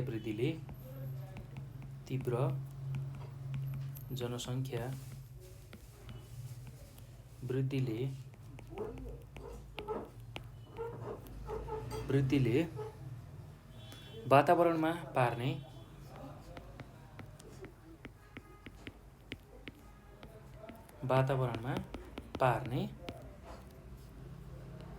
कुनै 7वटा नकारात्मक अथवा प्रतिकूल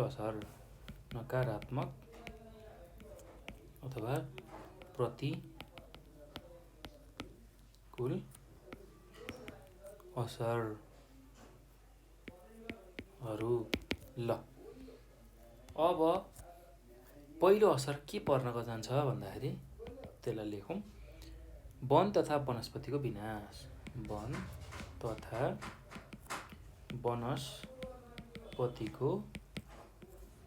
विनाश। त्यस्तै दोस्रो बुँदामा जल तथा स्थल प्राणीको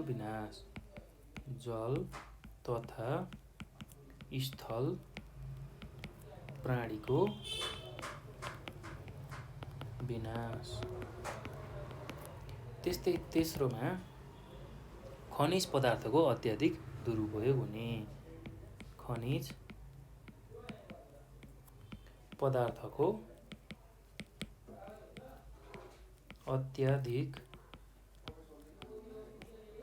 अत्याधिक दुरुपयोग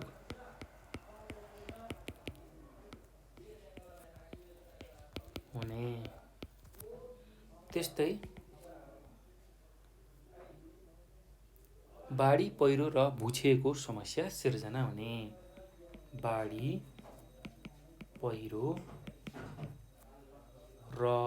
भूक्षयको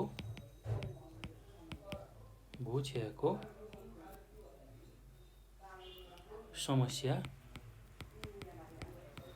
सिर्जना हुने। त्यस्तै अर्को बुँदामा के लेख्न सकिन्छ भने वायु प्रदूषण हुने।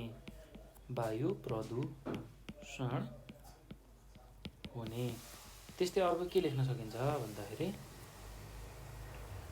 जमिन अथवा माटो प्रदूषण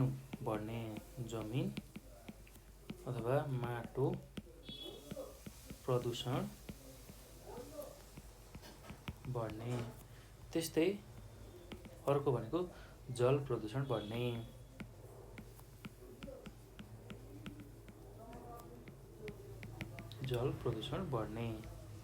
ल यति कुराहरू तपाईहरुले लेख्न सक्नुहुन्छ है त। अब यसको व्याख्या गर्छु म, थोरै रूपमा यसलाई व्याख्या गर्छु, त्यसलाई पनि तपाईहरुले सुन्नु होला है त। अब वन तथा वनस्पतिको विनाशमा के लेख्न सकिन्छ भने जनसङ्ख्या बढ्दै जाँदा खाने, लाउने र बस्ने जस्ता आधारभूत आवश्यकताहरू पनि बढ्दै जान्छन्। ती आधारभूत आवश्यकताहरूको परिपूर्ति गर्नका लागि अनियन्त्रित रूपमा जङ्गल फडानी गरी खेती गर्ने र बस्ती बसाल्ने प्रवृत्ति बढ्छ भनेर हामीले लेख्न सक्छौँ है त। अब त्यस्तै गरेर अब दोस्रो बुँदामा जुन जल तथा स्थल प्राणीहरूको विनाश छ त्यसमा के लेख्न सकिन्छ भने जनसङ्ख्या वृद्धिको चाप बढेपछि सहरीकरणका साथै औद्योगिक विकास पनि बढ्दै जान्छ। उद्योग धन्दा र कल कारखानाबाट निस्केको फोहोर पानी, रसायनले जमिन र जलाशयमा रहेको जुन जीवजन्तुहरू छ तिनीहरूलाई प्रतिकूल असर पार्छ भनेर हामीले लेख्न सक्छौँ है त। त्यस्तै अब अर्को छ खनिज पदार्थको अत्याधिक दुरुपयोग तेस्रो बुँदामा। ल त्यसलाई पनि बुझौँ त। त्यसमा के लेख्न सकिन्छ भने जनसङ्ख्या वृद्धिको अनुपातमा खनिज साधनहरूको उपयोगमा तीव्रता आउँदा पृथ्वीमा रहेका सीमित खनिज भण्डार चाँडै नै रित्तिने स्थिति आउँछ भनेर हामीले लेख्न सक्छौँ है त। त्यस्तै अब अर्को बुँदा के छ भन्दाखेरि बाढी पहिरो र भूक्षयको समस्या सिर्जना हुने। ल कसरी चाहिँ हुन्छ त तीव्र जनसङ्ख्या वृद्धि दरले यस्तो खालको समस्या भन्दाखेरि अधिक वन विनाशका कारण वनस्पतिविहीन बनेका जुन जग्गाहरू छ त्यसमा वर्षाको पानीले माटो बगाउँदै त्यसलाई खियाउने र भूस्खलन हुन जान्छ र यस प्रकार वन र वनस्पतिको विनाशको परिणाम बाढी पहिरोको समस्या सिर्जना हुन जान्छ। त्यस्तै अब अर्कोमा छ वायु प्रदूषण हुने।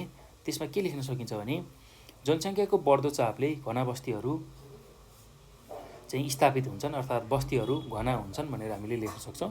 यसले गर्दा हावाको राम्रो आवाजात हुन नसकेर हामीले सास फेर्न चाहिँ हामीलाई हावा सजिलैसँग चाहिँ पास हुन नसक्ने, बहन नसक्ने हुँदाखेरि चाहिँ हावा चाहिँ प्रदूषित हुन पुग्छ भनेर हामीले लेख्न सक्छौँ है त। ल त्यस्तै अब अर्को छ जमिन अथवा माटो प्रदूषण बढ्ने। यसमा के लेख्न सकिन्छ भने बढ्दो जनसङ्ख्याका लागि घाँस बाँस र अन्य उपयोगको निम्ति जमिनको आवश्यकता पर्ने हुनाले वन जङ्गल खनानी गर्नुपर्ने, त्यस्तै गरी कम उर्वरा भूमिमा खेतीपाती गर्नुपर्ने अवस्था आउँछ। फलस्वरूप जमिनमा नकारात्मक असर पर्न जान्छ भनेर हामीले लेख्न सक्छौँ है त। त्यस्तै अब अर्को छ जल प्रदूषण बढ्ने। ल जनसङ्ख्या वृद्धिको कारण चाहिँ अत्याधिक वन जङ्गलको विनाश र वायु प्रदूषणको कारण अम्ल वर्षा हुँदा, त्यस्तै बाढी पहिरो जाँदा, सडक नहर जस्ता ठुला ठुला निर्माण कार्यहरूको कारण चाहिँ पानीमा प्रदूषण हुन्छ भनेर हामीले लेख्न सक्छौँ है त। ल त्यही कुरालाई तपाईँहरूले एकदम सजिलो तरिकाले आफ्नो भाषामा यसलाई व्याख्या गर्न सक्नुहुन्छ। ल एकदम सजिलो छ, त्यस्तो गाह्रो केही पनि छैन। यति कुरा चाहिँ तपाईँहरूले यसको उत्तरमा लेख्नु होला है त। अब हामी यसपछि अर्को प्रश्नमा जान्छौँ। अर्को प्रश्न के छ भन्दाखेरि प्रश्न नम्बर 22मा हामीलाई के कुरा सोधेको छ भन्दाखेरि नेपालमा भूस्खलन भइरहेको छ, यस समस्यालाई रोक्न कुनै 7 प्रभावकारी उपायहरू लेख्नुहोस् भनेर हामीलाई सोधेको छ। ल नेपालमा भइरहेको जुन भूस्खलन छ त्यसलाई चाहिँ कम गर्न, त्यसलाई रोक्न हामीले कस्ता खालको उपायहरू अपनाउन सक्छौँ र त्यही कुरालाई हामी अब लेख्दैछौँ है त। ल प्रश्न नम्बर 22 को उत्तरमा हामीले के लेख्न सकिन्छ भन्दाखेरि 22 को उत्तरमा चाहिँ नेपालमा भइरहेको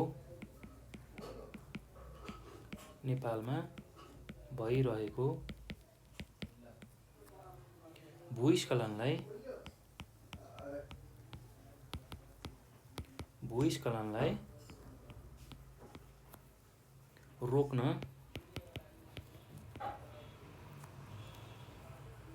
गरिने अथवा गर्नुपर्ने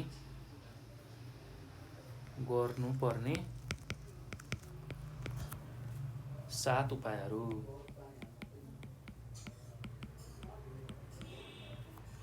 ल पहिलो के गर्न सकिन्छ भन्दाखेरि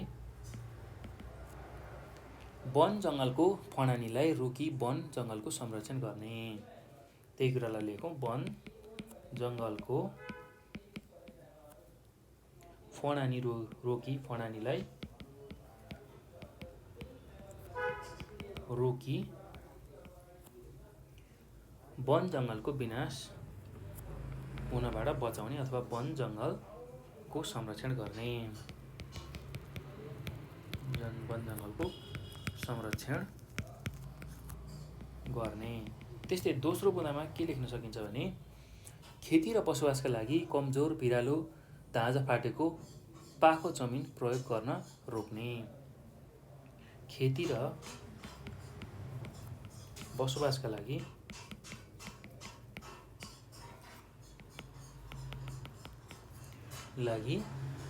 कमजोर, त्यस्तै गरेर भिरालो,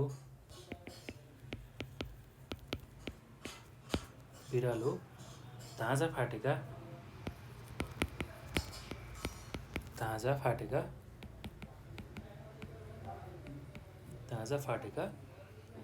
पाखो जमिन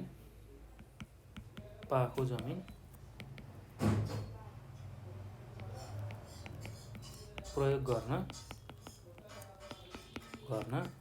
रोक्ने। त्यस्तै अर्को बुँदामा के लेख्न सकिन्छ भने भिरालो जमिनमा खेतीपाती गर्नुपर्दा गरा वा कान्ला पद्धति अपनाउने। ल भिरालो जमिनमा खेतीपाती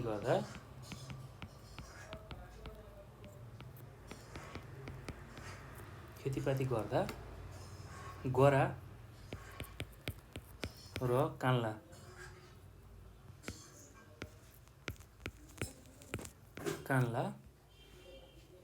पद्धति अपनाउने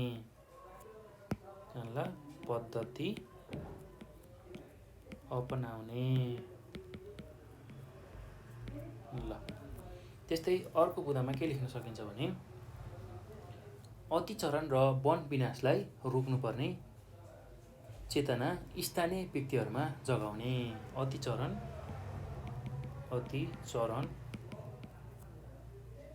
र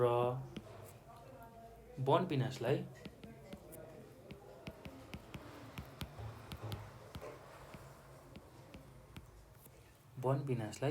रोक्नुपर्ने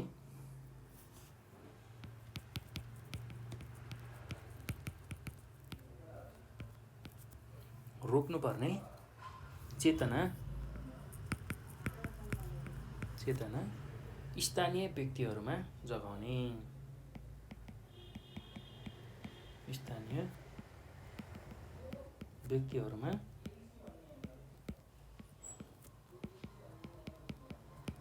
जगाउने। ल त्यस्तै अर्को बुदामा के लेख्न सकिन्छ भने वृक्षारोपण गर्ने वन तथा जलाधारको संरक्षण गर्ने। वृक्षारोपण गर्ने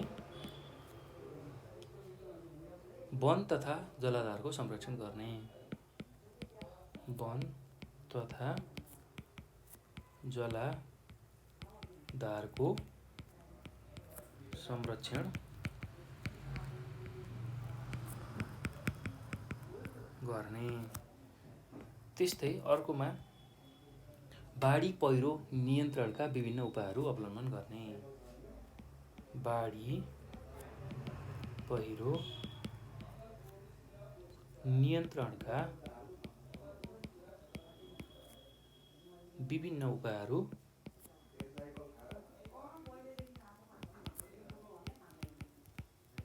उपायहरू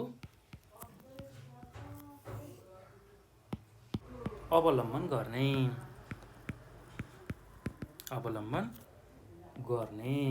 ल यति कुरा तपाईहरुले लेख्न सक्नुहुन्छ है त।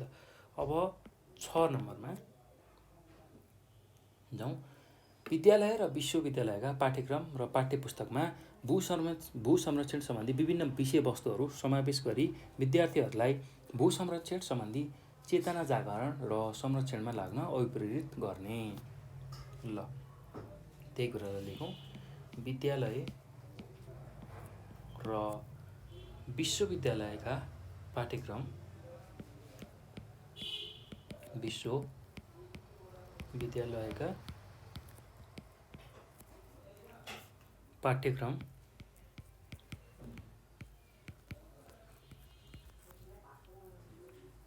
र पाठ्यपुस्तकमा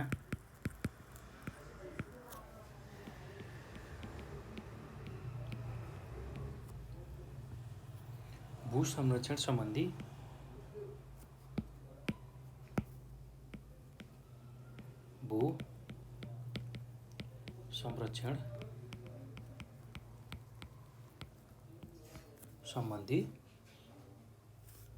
विभिन्न विषयवस्तुहरू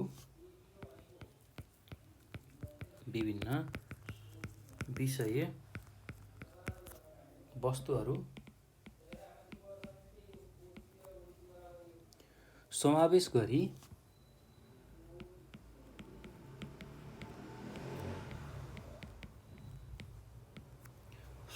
गरी विद्यार्थीहरूलाई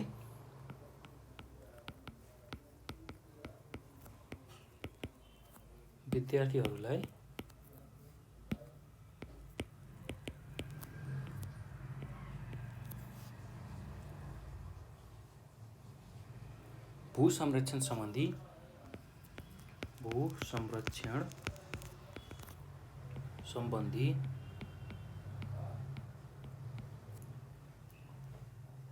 चेतना जागरण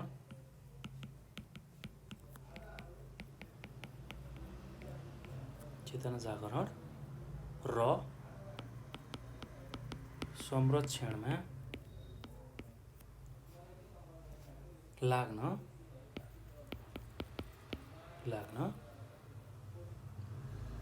अभिप्रेरणा दिने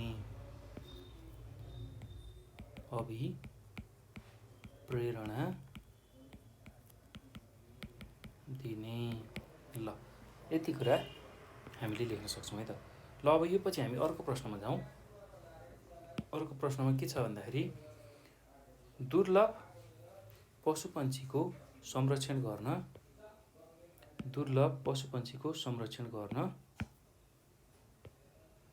के कस्ता कुराहरूमा ध्यान पुर्याउनु पर्छ, कुनै 7 वटा लेख्नुहोस् भनेर सोधेको छ। ल दुर्लभ पशुपन्छीको संरक्षण गर्न कस्ता खालका कुराहरूमा ध्यान पुर्याउनु पर्छ, कुनै 7 वटा बुँदामा हामीले लेख्नुपर्ने छ है त। ल त्यही कुरालाई लेखौँ। प्रश्न नम्बर 23 को उत्तरमा दुर्लभ पशुपन्छी भन्ने बित्तिकै हामीले जीवजन्तु भन्ने बित्तिकै के कुरा बुझ्छौँ भने क्रमशः रूपमा घट्दै गई लोप हुने अवस्थामा पुगेको जुन पशुपन्छी छ त्यसलाई हामी दुर्लभ पशुपन्छी भनेर भन्छौँ है त। कुनै पनि जीवजन्तु चाहिँ क्रमशः रूपमा घट्दै गई लोप हुने अवस्थामा पुगिसकेको छ भने त्यसलाई हामी दुर्लभ पशुपन्छी भनेर भन्छौँ। अब दुर्लभ पशुपन्छीको संरक्षण गर्न चाहिँ के कस्ता कुराहरूमा ध्यान दिनुपर्छ भनेर हामीलाई प्रश्नले सोधेको छ। त्यही कुरालाई हामी लेख्छौँ। दुर्लभ पशुपन्छीको संरक्षण गर्न पक्षीहरूको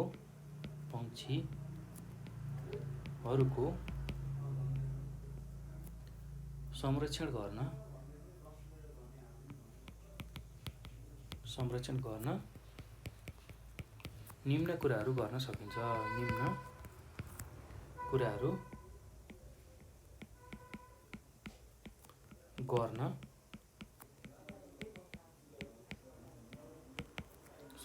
ल के कुरा गर्न सकिन्छ भन्दाखेरि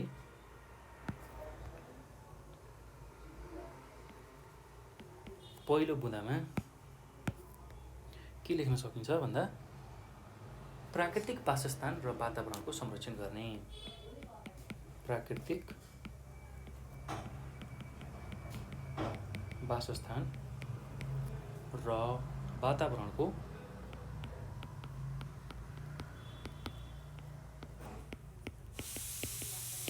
संरक्षण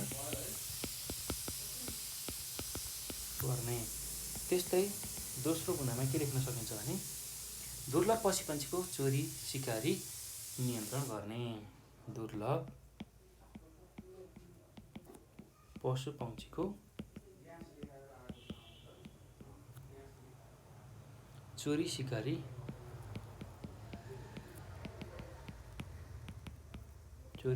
नियन्त्रण गर्ने।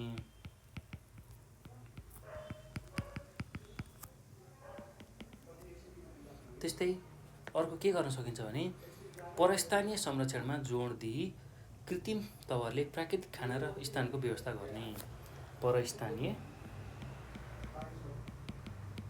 परस्थानीय संरक्षणमा जोड दिई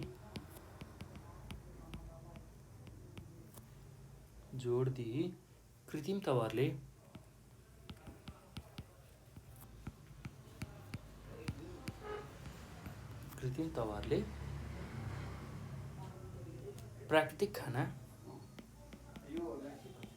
प्राकृतिक खाना र स्थानको व्यवस्था गर्ने। त्यस्तै अर्को बुँदामा के लेख्न सकिन्छ भने दुर्लभ पशुपन्छीहरू सम्बन्धी बनेका नीति नियमहरूलाई कडाइका साथ लागू गर्ने। दुर्लभ पशुपन्छीहरू सम्बन्धी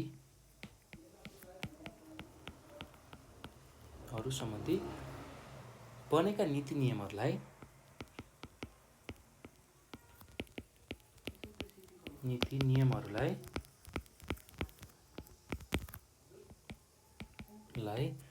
कडाइका साथ लागू गर्ने।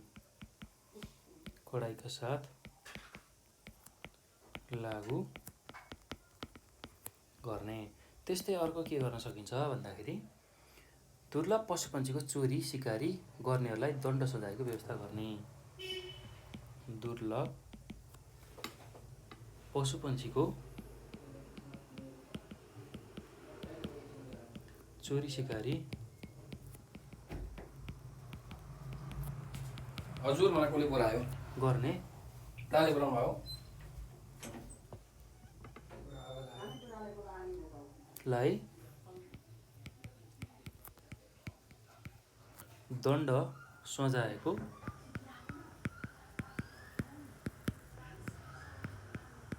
व्यवस्था गर्ने।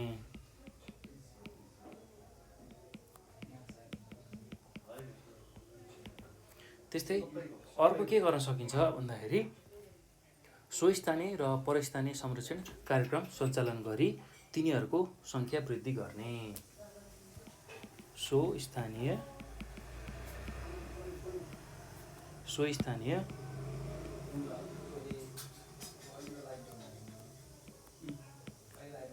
र परस्थानीय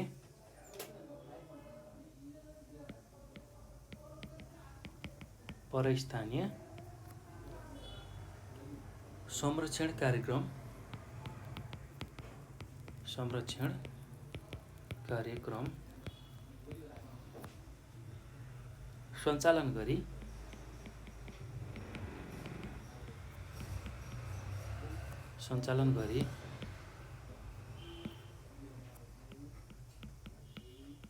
सञ्चालन गरी तिनीहरूको सङ्ख्या वृद्धि गर्ने।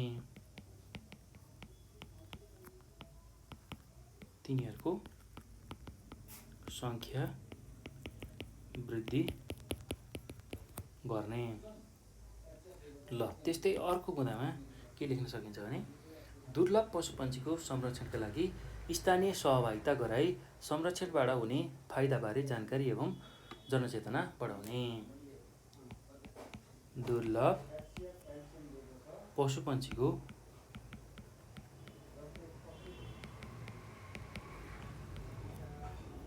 संरक्षणका लागि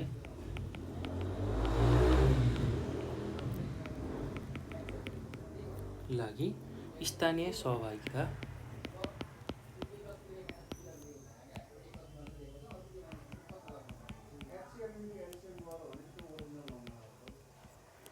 गराई संरक्षणबाट हुने फाइदाबारे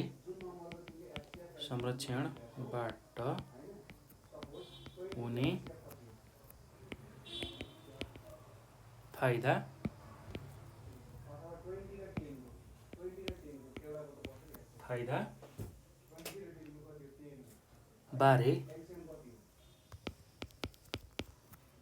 जानकारी एवं जनचेतना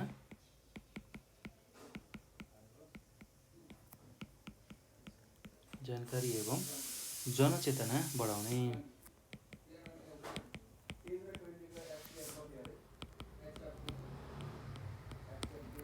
ल यति कुरा तपाईहरुले यसमा लेख्न सक्नुहुन्छ है त। अब यो पछि हामी अर्को प्रश्नमा जान्छौँ। हाम्रो अन्तिम प्रश्न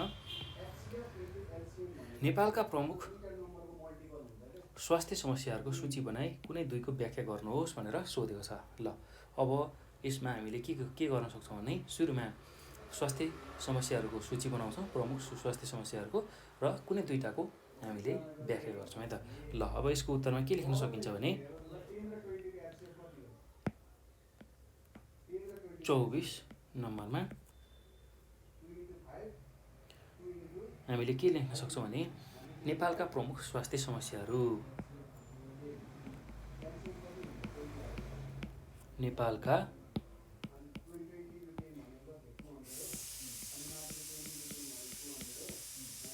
प्रमुख स्वास्थ्य समस्या। ल अब के हुन सक्छ त्यसलाई बुदागत रूपमा लेखौँ। पहिलो स्वास्थ्य समस्या भनेको स्वास्थ्य शिक्षाको कमी।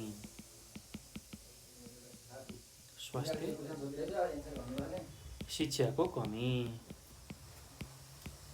त्यस्तै दोस्रो बुदामा के लेख्न सक्नुहुन्छ भने उच्च मातृ मृत्यु दर।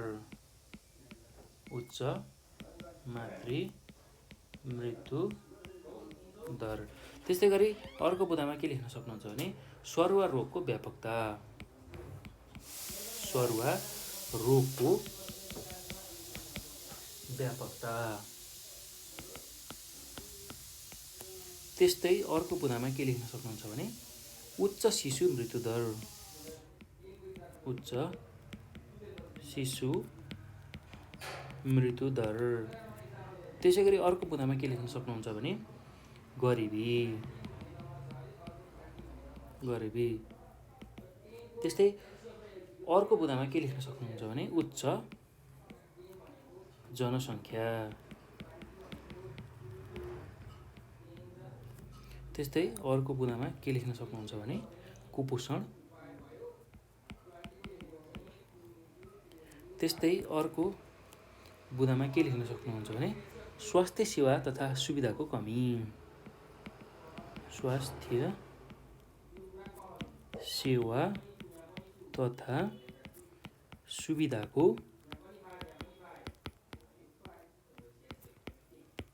कमी। ल यति कुरा तपाईँहरूले लेख्न सक्नुहुन्छ है त। अब यो मध्येमा हामीले कुनै दुईवटाको व्याख्या गर्नुपर्ने छ। हामीलाई प्रश्नले त्यही कुराहरू सोधेको छ। ल अब यसमध्येमा मैले स्वास्थ्य शिक्षाको कमी र उच्च मातृ मृत्युदर अथवा उच्च शिशु मृत्युदरको बारेमा चर्चा गर्छु है त। ल अब यसमा सुरुमा स्वास्थ्य शिक्षाको कमीको बारेमा चर्चा गरौँ। यसमा के लेख्न सकिन्छ भन्दाखेरि यसलाई व्याख्या गर्दाखेरि स्वास्थ्य शिक्षाको कमी नै नेपालको प्रमुख स्वास्थ्य समस्या हो भनेर लेख्न सकिन्छ। त्यस्तै स्वास्थ्य शिक्षाको प्रचार प्रसार राम्ररी र प्रभावकारी तरिकाले हुन नसकेर अशिक्षित जनसमुदायमा अन्धविश्वास र कुरीति बढ्नाले स्वास्थ्य समस्या थप जटिल बनिरहेको छ।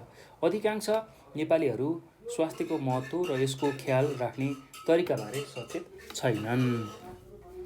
उनीहरूको खाद्य परिकार, सांस्कृतिक चालचलन, कामको पद्धति, त्यस्तै गरेर आचरण आदि स्वास्थ्य मैत्री छैनन्।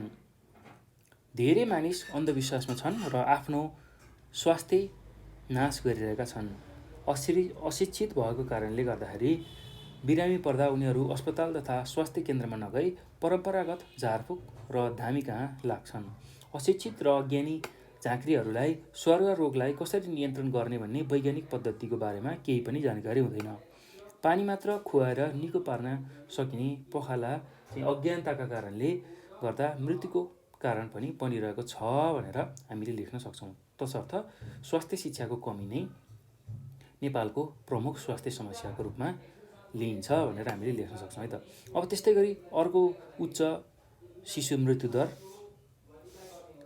र उच्च मातृ मृत्युदर, त्यो मध्येमा कुनै एउटा तपाईँहरूले व्याख्या गर्न सक्नुहुन्छ है। ल अब यसमा के लेख्न सकिन्छ भने नेपालको प्रमुख स्वास्थ्य समस्याहरू मध्ये उच्च शिशु मृत्युदर पनि एक हो। ल अब शिशु मृत्युदरको बारेमा व्याख्या गरे पनि हुन्छ, तपाईँहरूले उच्च मातृ मृत्युदरको बारेमा चर्चा गरे पनि हुन्छ है त। ल अहिले चाहिँ मैले उच्च शिशु मृत्युदरको बारेमा व्याख्या गरेँ। नेपालको प्रमुख स्वास्थ्य समस्याहरूमध्ये उच्च शिशु मृत्युदर पनि एक हो। बच्चा जन्मेर हुर्कन नपाउँदै मर्ने गरेबाट आमा बुवा आफ्ना सन्तान जीवित हुन्छन् या हुँदैनन् भन्ने कुरामा सुनिश्चित हुन सकेका छैनन्। फलत आमा बुवाहरू बढी सन्तान जन्माउनेतिर उन्मुख हुन्छन्। यस अवस्थामा एकातिर जनसङ्ख्या वृद्धि हुन जान्छ भने अर्कोतिर आमा र शिशुको स्वास्थ्य हेरचाह राम्रो हुन पाउँदैन। यसबाट उच्च शिशु मृत्युदर बढ्न जान्छ र यसरी उच्च शिशु मृत्युदर हुनु चाहिँ स्वास्थ्यको दृष्टिकोणले नकारात्मक सङ्केत मानिन्छ भनेर हामीले यसमा लेख्न सक्छौँ है त। ल यति कुरा चाहिँ तपाईँहरूले यसमा लेख्नु होला यसको उत्तरमा।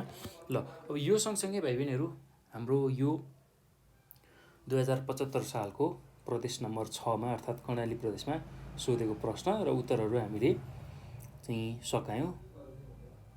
अनिवार्य स्वास्थ्य, जनसङ्ख्या र वातावरण शिक्षाको है त। ल यो भिडियो अब हेरिसकेपछि भाइ बहिनीहरू तपाईँहरूले एसईको परीक्षाको लागि अन्य भिडियोहरू पनि हेर्नु होला र एसईमा सोधेका 74-75 सालमा सोधेका सेटहरूलाई नछुटाइकन र त्योभन्दा अगाडिका एसएलसीमा सोधेका जुन प्रश्नहरू छन् त्यसलाई पनि नछुटाइकन तपाईँहरूले सबै सेटहरू हेर्नुभयो पढ्नुभयो भने पक्कै पनि तपाईँहरूले एसईमा राम्रो अङ्क प्राप्त गर्न सक्नुहुन्छ।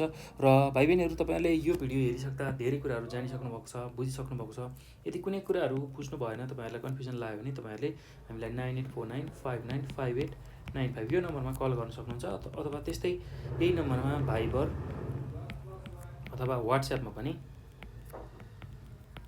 हामीलाई आफ्नो जिज्ञासा समस्याहरू राख्न सक्नुहुन्छ र हामी त्यसको समाधान तपाईँहरूमा लिएर आउनेछौँ है त। र तपाईँहरूले यो भिडियो हेरिसकेपछि आफ्नो साथीहरूलाई यसको बारेमा जानकारी दिनुहोला। जो साथीहरू एसईको तयारीमा छन् तपाईँ जस्तै, उनीहरू सबै साथीहरूलाई यसको बारेमा जानकारी दिनुहोला र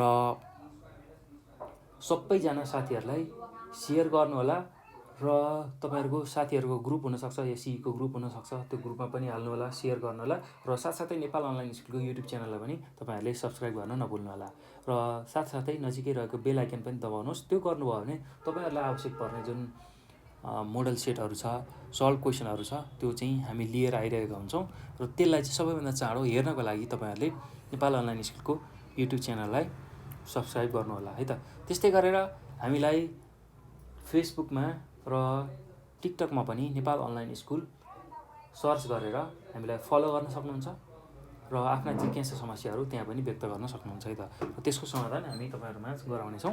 र भाइ बहिनीहरू, अब यो भिडियोमा मैले यति नै गरेँ, र योभन्दा पछिको भिडियोमा म प्रदेश नम्बर 7 को चाहिँ एसईमा सोधेको प्रश्न र त्यसको उत्तरहरू लिएर आउनेछु।